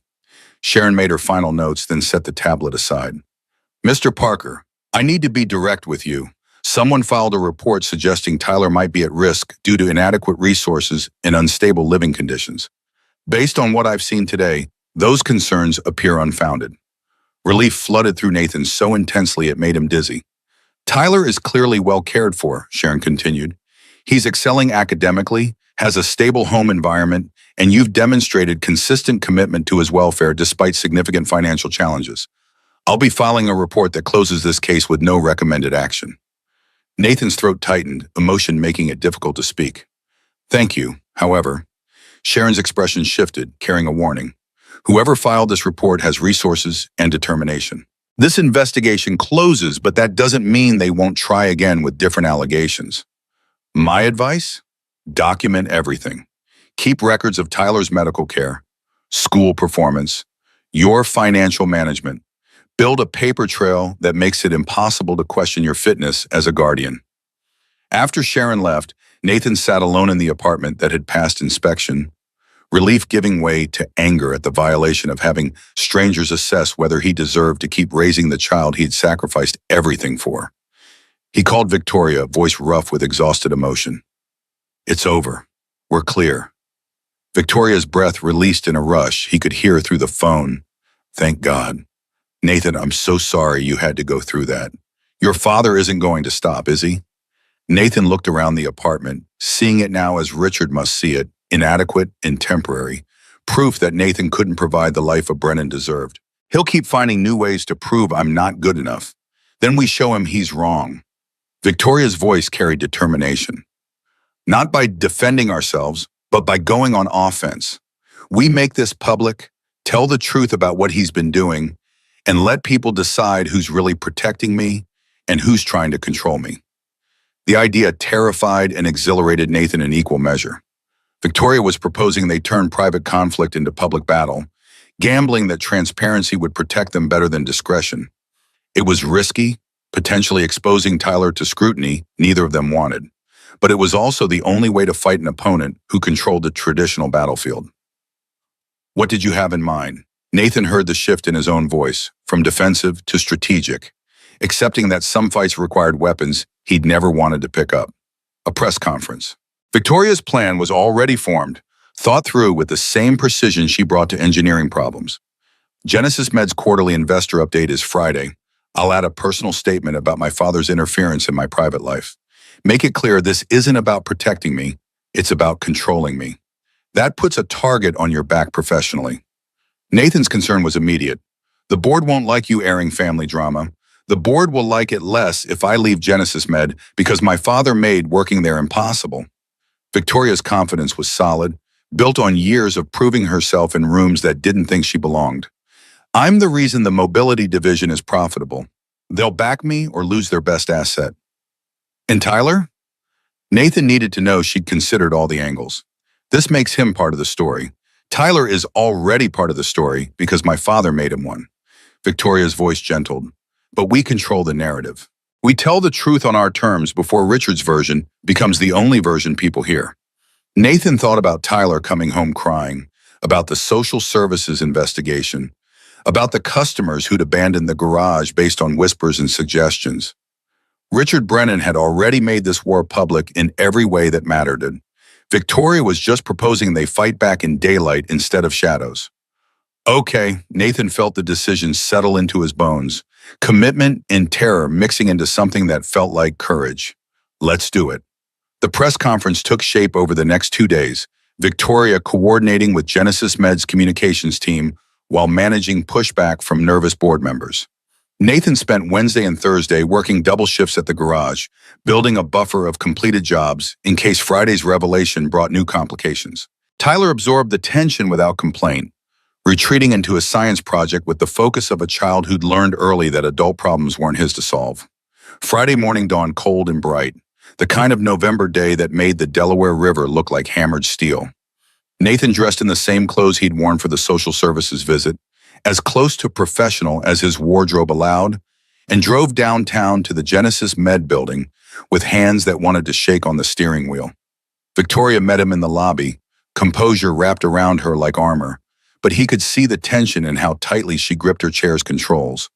The press conference was scheduled for 11, giving her time to run through talking points one final time, to make sure Nathan understood his role and boundaries, to prepare for the moment they'd make their private struggle devastatingly public.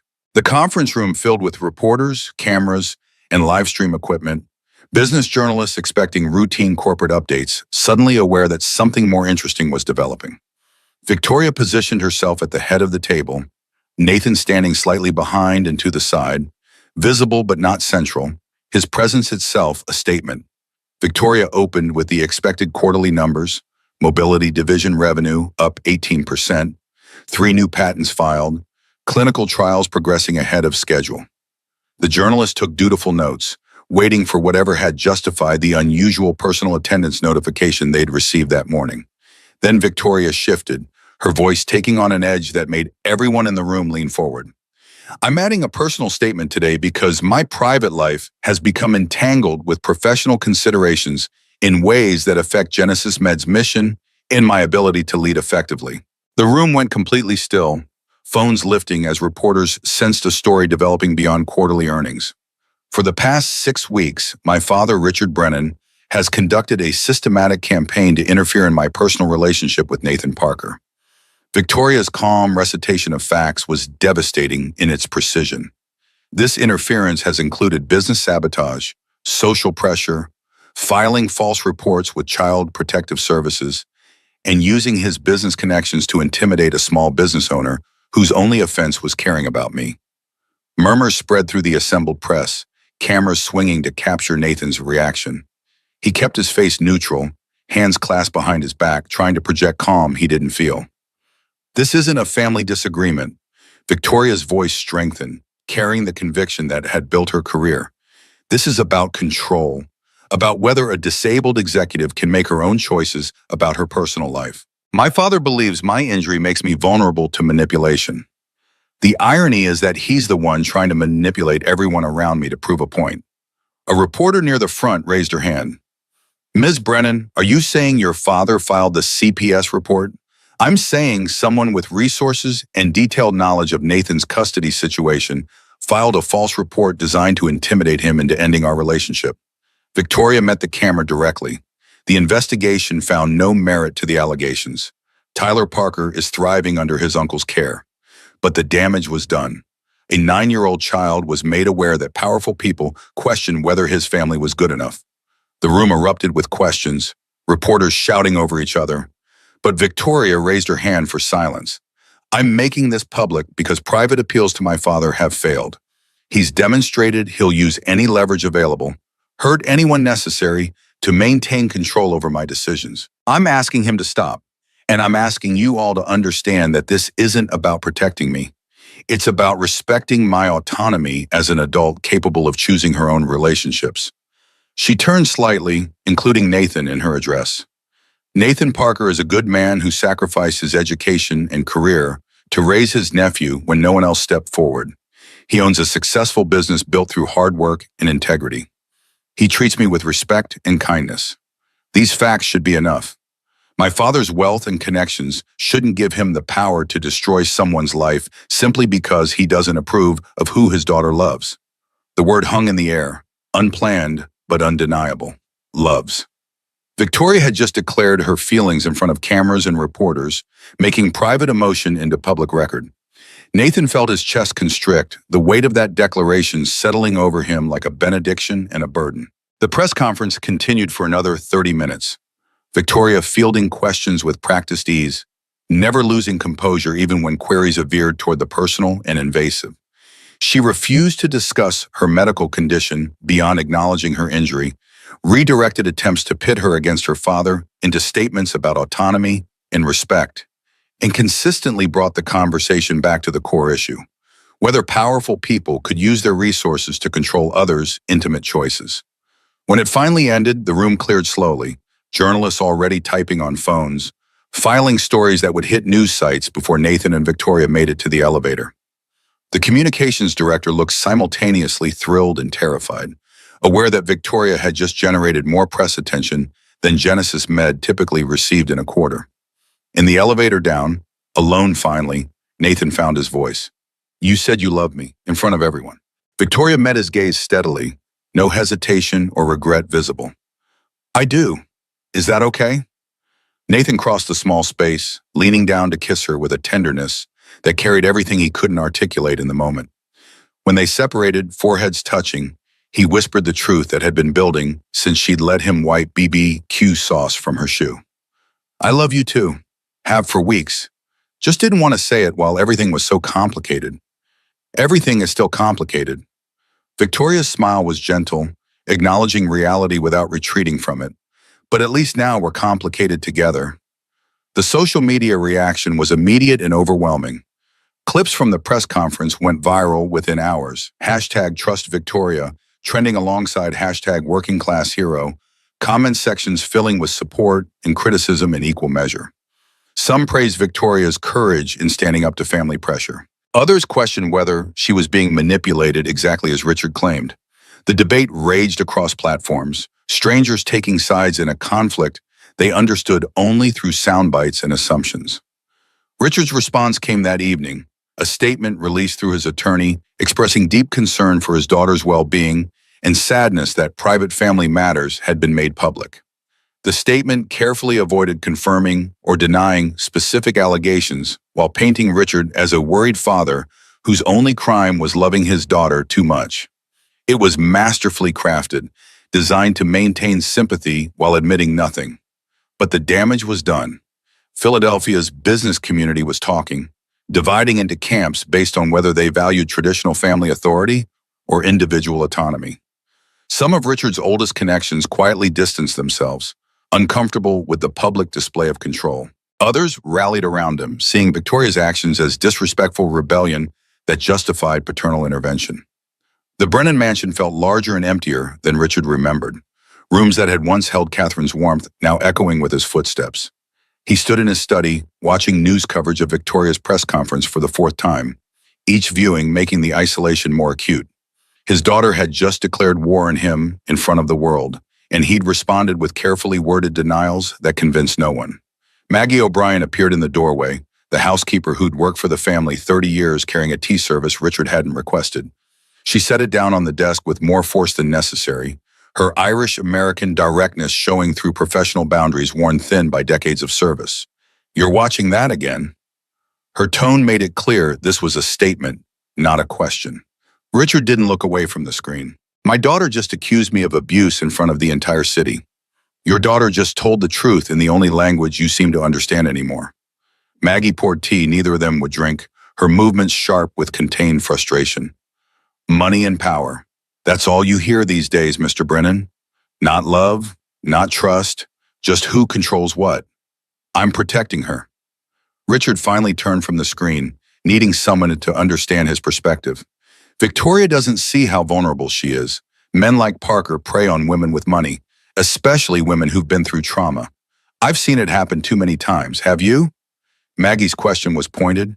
"Or have you decided that anyone who loves your daughter without your permission must be using her?" Richard thought of the boyfriend after the accident, the one who'd asked for $200,000 and disappeared when Richard had him investigated. The investment advisor who'd tried to charge Victoria triple the standard rate, banking on her grief and confusion. The lawyer who'd promised millions in lawsuit settlements while planning to take 40% of nothing. Every threat he'd methodically eliminated, protecting his daughter from predators drawn to wealth and vulnerability. People showed me who they were. Richard's certainty wavered under Maggie's steady gaze. They proved my concerns were justified. Some of them, maybe. Maggie settled into the chair across from his desk, abandoning professional distance for the familiarity of someone who'd seen him at his best and worst. But that doesn't mean everyone is a threat, and it doesn't mean you get to decide who Victoria loves. She doesn't understand the risks. Richard's voice came out quieter, revealing the fear beneath the control.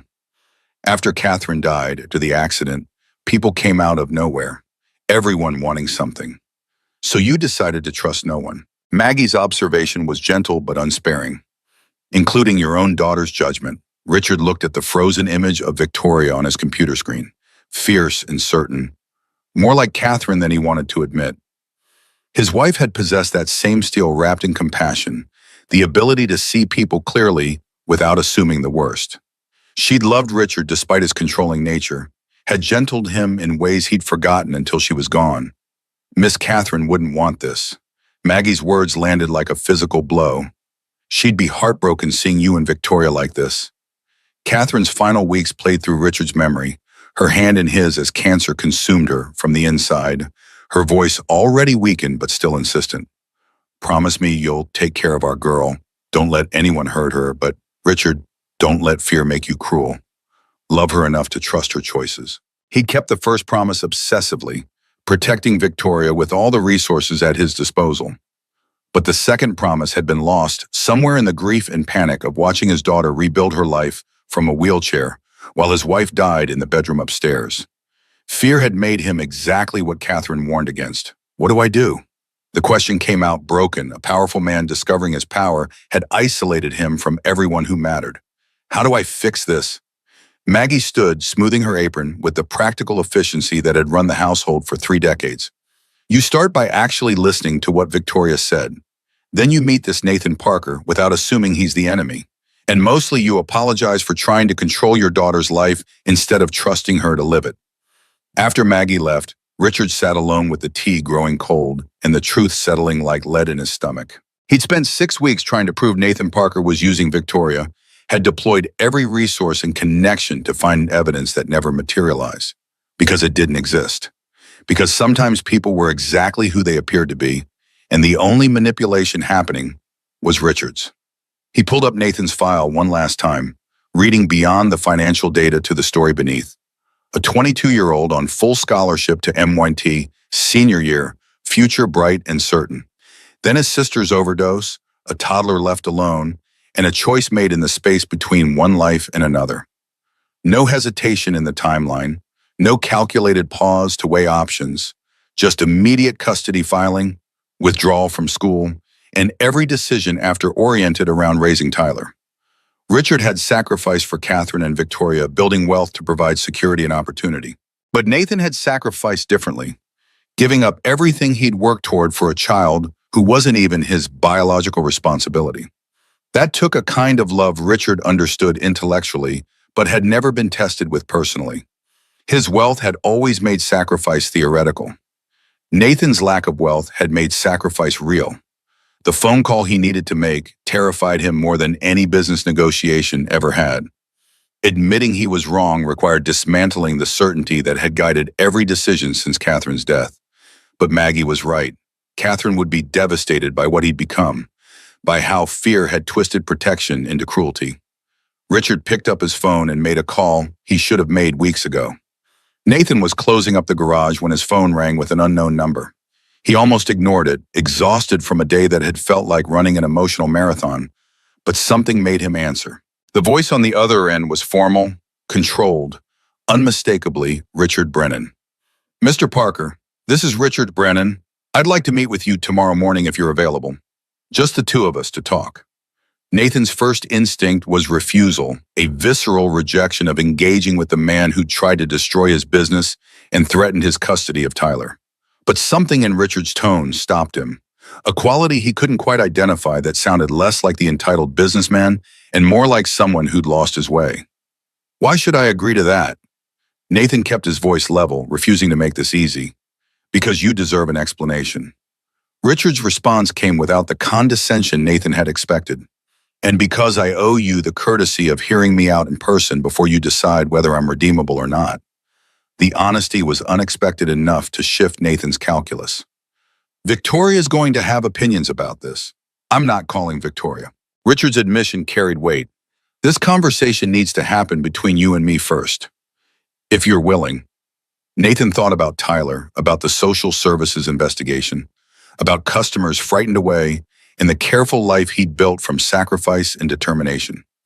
Every instinct screamed to refuse, to let Richard Brennan stew in the consequences of his actions without offering absolution or understanding. But Nathan had spent 5 years teaching Tyler that everyone deserved a chance to do better, that mistakes could be learning opportunities if people were brave enough to admit them. "Tomorrow morning, 10 o'clock, at the garage." Nathan made the terms clear. "My territory, my schedule. If you're late, I'm not waiting. I'll be there." Richard's acceptance was simple. No negotiation or counteroffer. "Thank you." After hanging up, Nathan stood in the quiet garage surrounded by tools and the honest smell of motor oil, wondering if he'd just made a terrible mistake or taken the first step towards something that might resemble peace. Victoria called minutes later, having clearly been alerted by someone in Richard's household that her father was making moves. Nathan, what did he want? To meet tomorrow morning. Just us. Nathan leaned against his workbench, anticipating her objections. "Before you argue, I already said yes." The silence on Victoria's end lasted long enough for Nathan to wonder if the call had dropped. Finally, her voice came through, carefully neutral. "Why?" "Because I don't think this ends until your father and I actually talk without lawyers or press conferences between us." Nathan rubbed his eyes, exhaustion making his voice rough. "And because Tyler asked me yesterday if Ms. Victoria's dad is always going to hate us, and I want to be able to tell him no." Victoria's breath caught audibly. "What did you tell him?" "That sometimes people do mean things when they're scared, and that scared people can learn to be brave." Nathan heard the echo of Tyler's own words back to him, the wisdom of a 9-year-old cutting through adult complications. "I can't ask Richard to be brave if I'm not willing to be brave enough to listen. Promise me you'll call if he threatens you again." Victoria's concern was palpable. "Promise me you won't let him manipulate you into giving up." "I promise." Nathan felt the weight of commitment to Victoria and Tyler and himself, the determination to protect what they were building without being controlled by fear. "But I also promise to actually listen, because that's what you asked your father to do, and I can't expect from him what I'm not willing to give." The next morning arrived with the kind of cold that made Philadelphia feel like it was bracing for winter's full arrival. Nathan opened the garage at 8, working on routine maintenance for a Dodge Charger that didn't require complex thought, keeping his hands busy while his mind churned through possible conversations and outcomes. Richard Brennan arrived at exactly 10 o'clock, pulling up in a Lincoln Continental that probably cost more than Nathan's annual revenue. He emerged wearing slacks and a sweater, deliberate casualness that suggested effort, and approached the garage with the posture of someone walking into uncertain territory. Nathan wiped his hands on a shop rag, studying the man who tried to dismantle his life. Richard looked older than his 64 years, exhaustion visible in lines the carefully maintained beard couldn't hide, shadows under eyes that suggested he'd slept as poorly as Nathan had. "Mr. Brennan," Nathan's greeting was neutral, offering neither hostility nor welcome. "We can talk in the office." The office was a cramped space with a desk, 2 chairs, and walls covered in work orders and parts catalogs. Richard settled into the offered chair with visible discomfort, a man accustomed to controlling spaces now subject to someone else's territory and rules. "Thank you for agreeing to meet." Richard's formality was careful, like someone learning a new language. "I know I haven't given you any reason to extend courtesy. You threatened my family." Nathan saw no purpose in softening the truth. "So no, courtesy wasn't my first instinct." Richard nodded, accepting the judgment. "I want to explain, not excuse. There's a difference, and I need you to understand I'm aware of that difference." The distinction was more nuanced than Nathan had expected from a man he'd mentally categorized as simply villainous. He waited, letting Richard carry the weight of explanation. After Victoria's accident, people came. Richard's hands clasped together, the grip tight enough to whiten knuckles. Investment advisors charging triple rates because they thought grief made her vulnerable. Lawyers promising millions in settlements to collect their percentage before disappearing. A boyfriend who lasted 3 months before asking for $200,000 for a startup that never existed. Nathan absorbed this, understanding beginning to form around the edges of his anger. "So you learned not to trust anyone. I learned that wealth makes my daughter a target." Richard's voice was steady but carrying pain beneath the surface. "Then Catherine got sick. Stage 4 when they found it, 6 months from diagnosis to death. And during those 6 months, more people came, promising miracle cures for fees, offering to pray for payment, selling hope they had no ability to deliver." Nathan thought about Tyler's first year with him, the terror of making every decision alone, the constant fear of getting something crucial wrong. He'd had community support, neighbors who checked on them, teachers who gave extra attention to a traumatized child. But he'd also been approached by people offering help that came with strings, opportunities that would have benefited them more than Tyler. The difference was scale and resources, but the instinct to protect was something Nathan understood intimately. "So when Victoria started seeing me, you assumed I was another con." Nathan kept his voice level, not yet offering absolution, but willing to understand. "I assumed everyone is a con until proven otherwise." Richard met his gaze directly. "That's what losing Catherine taught me. That's what watching Victoria rebuild her life in a wheelchair reinforced. Trust no one, verify everything, protect at all costs, even if the cost is Victoria's happiness." Nathan's statement was flat, factual, even then. Richard's admission was quiet, because I convinced myself that temporary unhappiness was better than permanent betrayal. That she'd thank me eventually for saving her from another mistake. Except I'm not a mistake. Nathan leaned forward slightly, needing Richard to hear this clearly. "I gave up MIT because Tyler needed me. I built a business through work, not shortcuts. I pay my debts even when it means being late on other bills. Those aren't the choices of someone looking for an easy target." "I know." Richard's shoulders sagged, the posture of defeat unfamiliar on a man who'd built an empire through confidence. "I've known since the investigation turned up nothing but evidence of exactly who you claim to be. But knowing and accepting are different things, and I've been too scared to accept that maybe Victoria's judgment is sound." The confession hung between them, raw and real, a powerful man admitting the fear that had driven every cruel decision.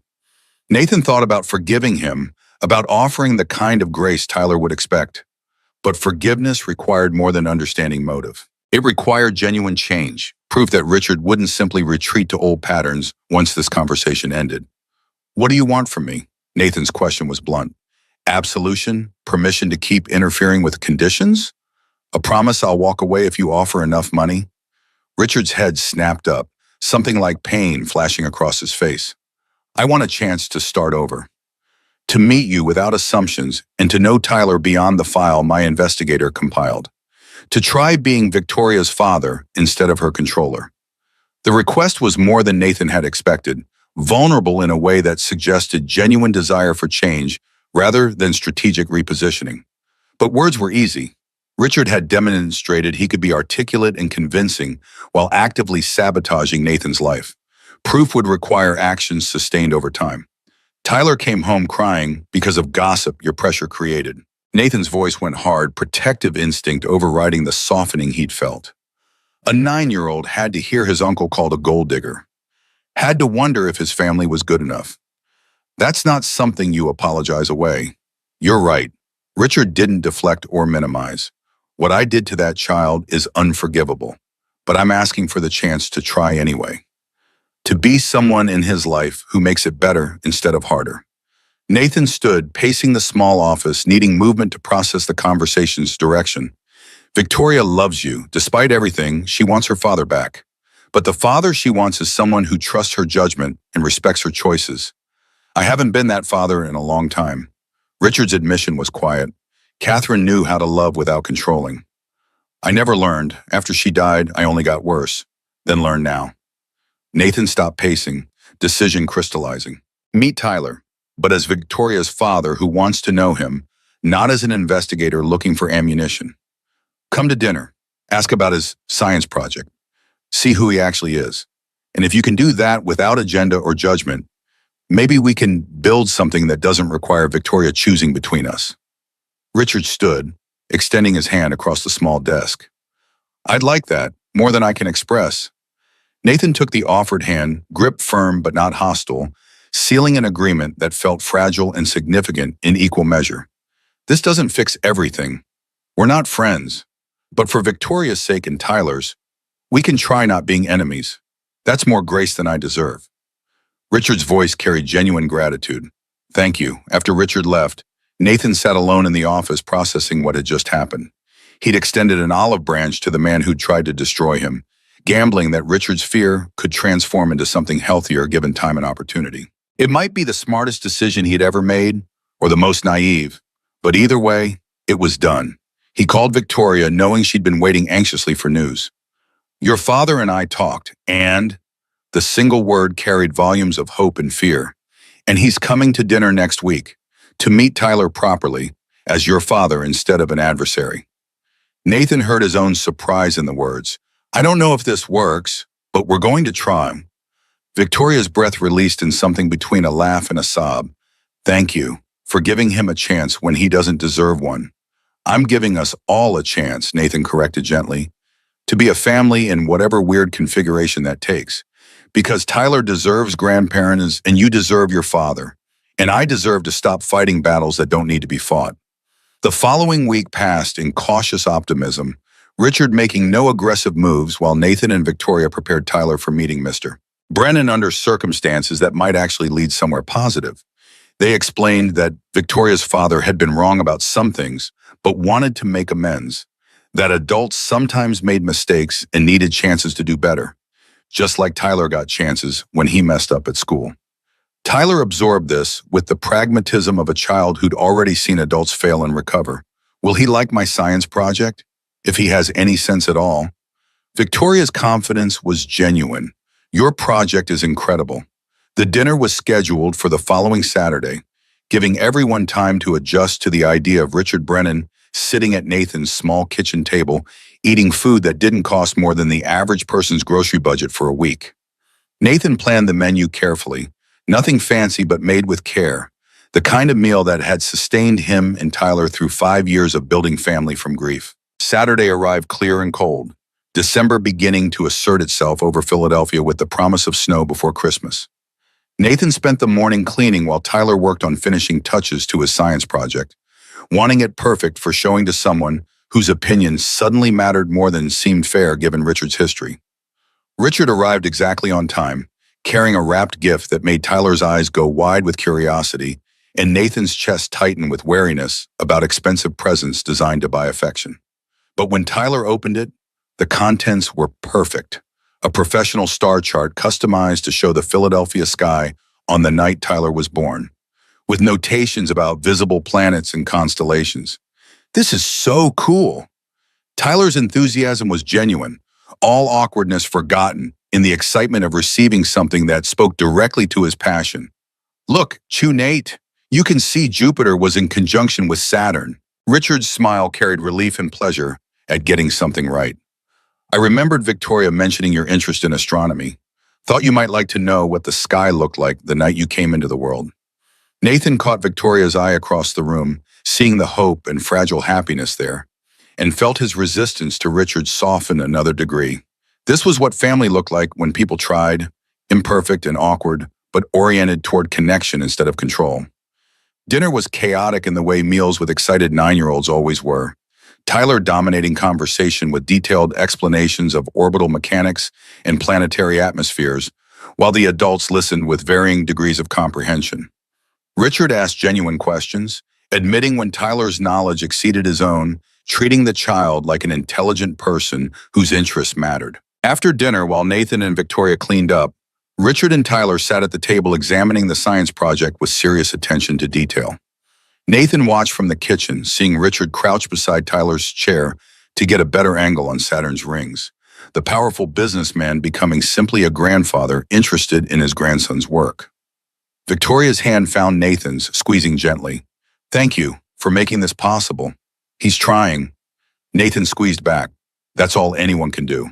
The evening ended with promises of future dinners, with Richard asking Tyler about school and science club meetings, with the tentative construction of relationship built on present effort rather than past grievances. It wasn't forgiveness exactly, not yet, but it was the possibility of moving forward instead of remaining frozen in conflict. After Richard left, Tyler immediately asked when Mr. Brennan could come again, whether he might want to see the planetarium show next month, if having a grandfather was always this nice or if today was special. The questions revealed how much Tyler had been missing without knowing it, the shape of family expanding to include possibilities Nathan had never imagined offering. He's Victoria's dad, so yeah, I think he'll want to keep visiting. Nathan tucked Tyler into bed, straightening the star chart now hanging prominently on the wall. But remember, family isn't just about biology. It's about people who show up and care about you, like you and Ms. Victoria. Tyler's observation was matter of fact, already incorporating them into his understanding of family structure. And now Mr. Brennan, too, if he keeps being nice.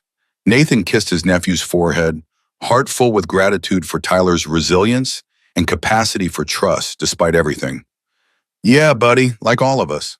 Later, with Tyler asleep and Victoria curled against him on the fold-out couch, Nathan felt the pieces of his life rearranging into configurations he'd stopped letting himself imagine. The garage was thriving with new customers. Tyler had a grandfather who seemed genuinely interested in being present, and Victoria, brilliant and fierce, and somehow choosing him despite every rational reason to walk away, was talking about futures that included all of them. "I want to show you something." Nathan pulled out his phone, navigating to photos he'd saved months ago but never shared. Beach houses near Cape May, small places within driving distance of Philadelphia, properties he'd bookmarked while daydreaming about futures he couldn't afford. "I've been thinking about Tyler in the ocean, how he's never really experienced it because we can't afford the trip." Victoria studied the images, understanding dawning in her expression. "You want to take him to the beach. I want to take both of you." Nathan's voice carried hope and vulnerability.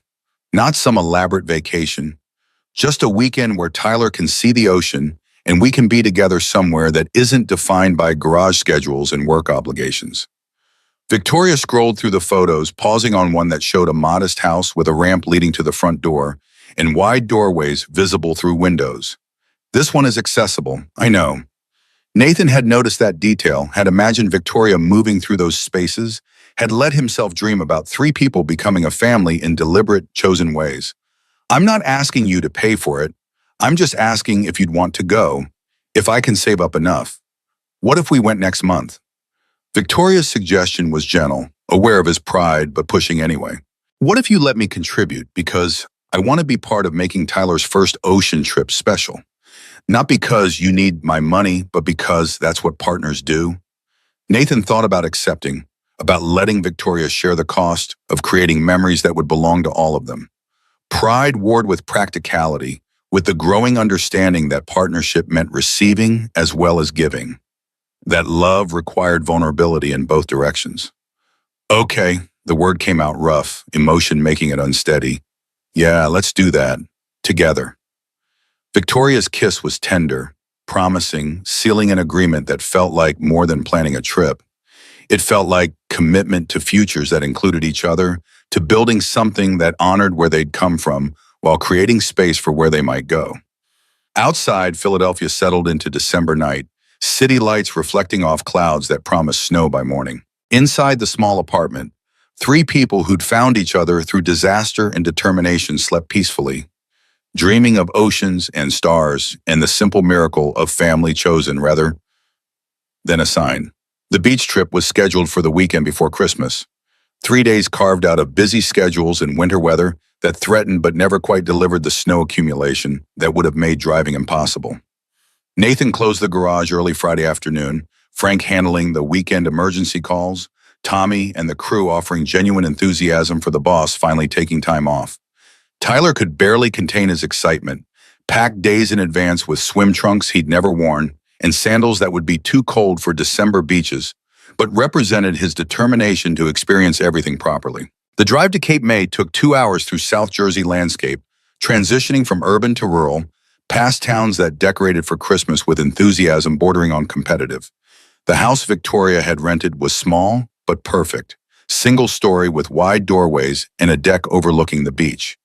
Tyler claimed his room immediately, dumping his bag and racing to the windows to confirm that, yes, the ocean was actually visible from his bedroom.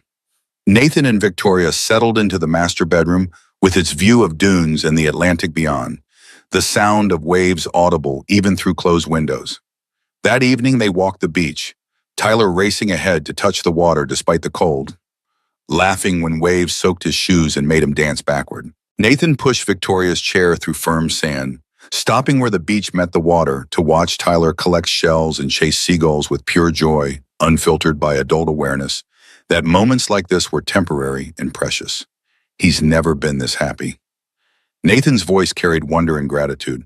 I've tried so hard to give him everything he needs, but I couldn't give him this. You gave him yourself. Victoria's hand found his, cold from the December air, but warm with connection. Everything else is just details. They stayed until sunset painted the sky in oranges and purples that looked impossible, until Tyler finally wore himself out and agreed to head back for dinner. Inside the warm house, Nathan cooked while Victoria and Tyler worked on a puzzle at the kitchen table.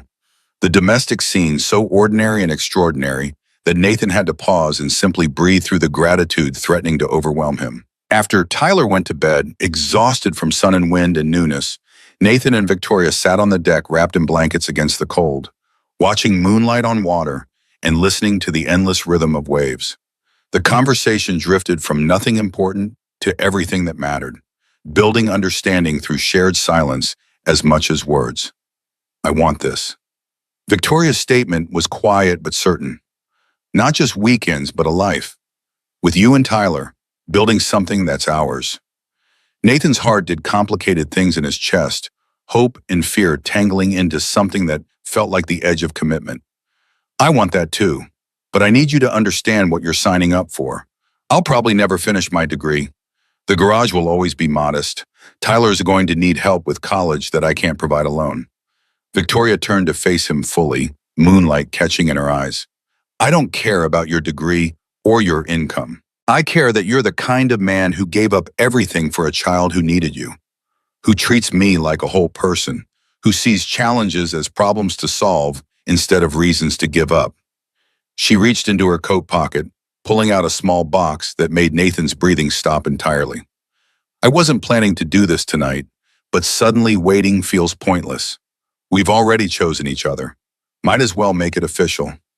Inside the box was a simple band, titanium like her wheelchair, elegant in its understated strength. Victoria's hands shook slightly as she held it out. Nathan Parker, will you marry me?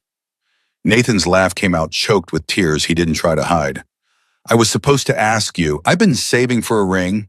So we'll both ask. Victoria's smile was bright enough to rival the moon. I ask now, you ask later when you have the ring you chose. Either way, the answer better be yes. Nathan took the ring, sliding it onto his finger where it fit perfectly, like she'd somehow known his size without measuring. Yes, absolutely, completely yes. He pulled her close, kissing her with a tenderness that carried all the certainty he'd been too scared to voice before. I love you. I'm going to spend my life proving you didn't make a mistake choosing someone like me. The only mistake would be letting fear stop us from building what we both want. Victoria's voice was fierce, determined. We've already fought for this. Now we get to enjoy it. They sat wrapped together until the cold drove them inside, until exhaustion won over the desire to stay suspended in this moment of perfect happiness. In the bedroom, falling asleep to the sound of waves and Tyler's soft breathing from the next room, Nathan felt the future rearrange itself into something both terrifying and beautiful, full of possibility instead of limitation. Tomorrow, they'd take Tyler to see the lighthouse, would walk the winter beach collecting memories instead of shells, would continue building family from choice and love in the determination to see each other clearly. But tonight, Nathan let himself simply be grateful for the journey that had led him here. From MYT's abandoned scholarship to this modest beach house, from the loss of his sister to the gain of a son, and now a fiancé, who saw his life as worth sharing rather than saving. The titanium band on his finger caught moonlight through the window, solid and real, proof that sometimes the right person walked in exactly when you needed them most. And sometimes being brave about love was the smartest thing you could do.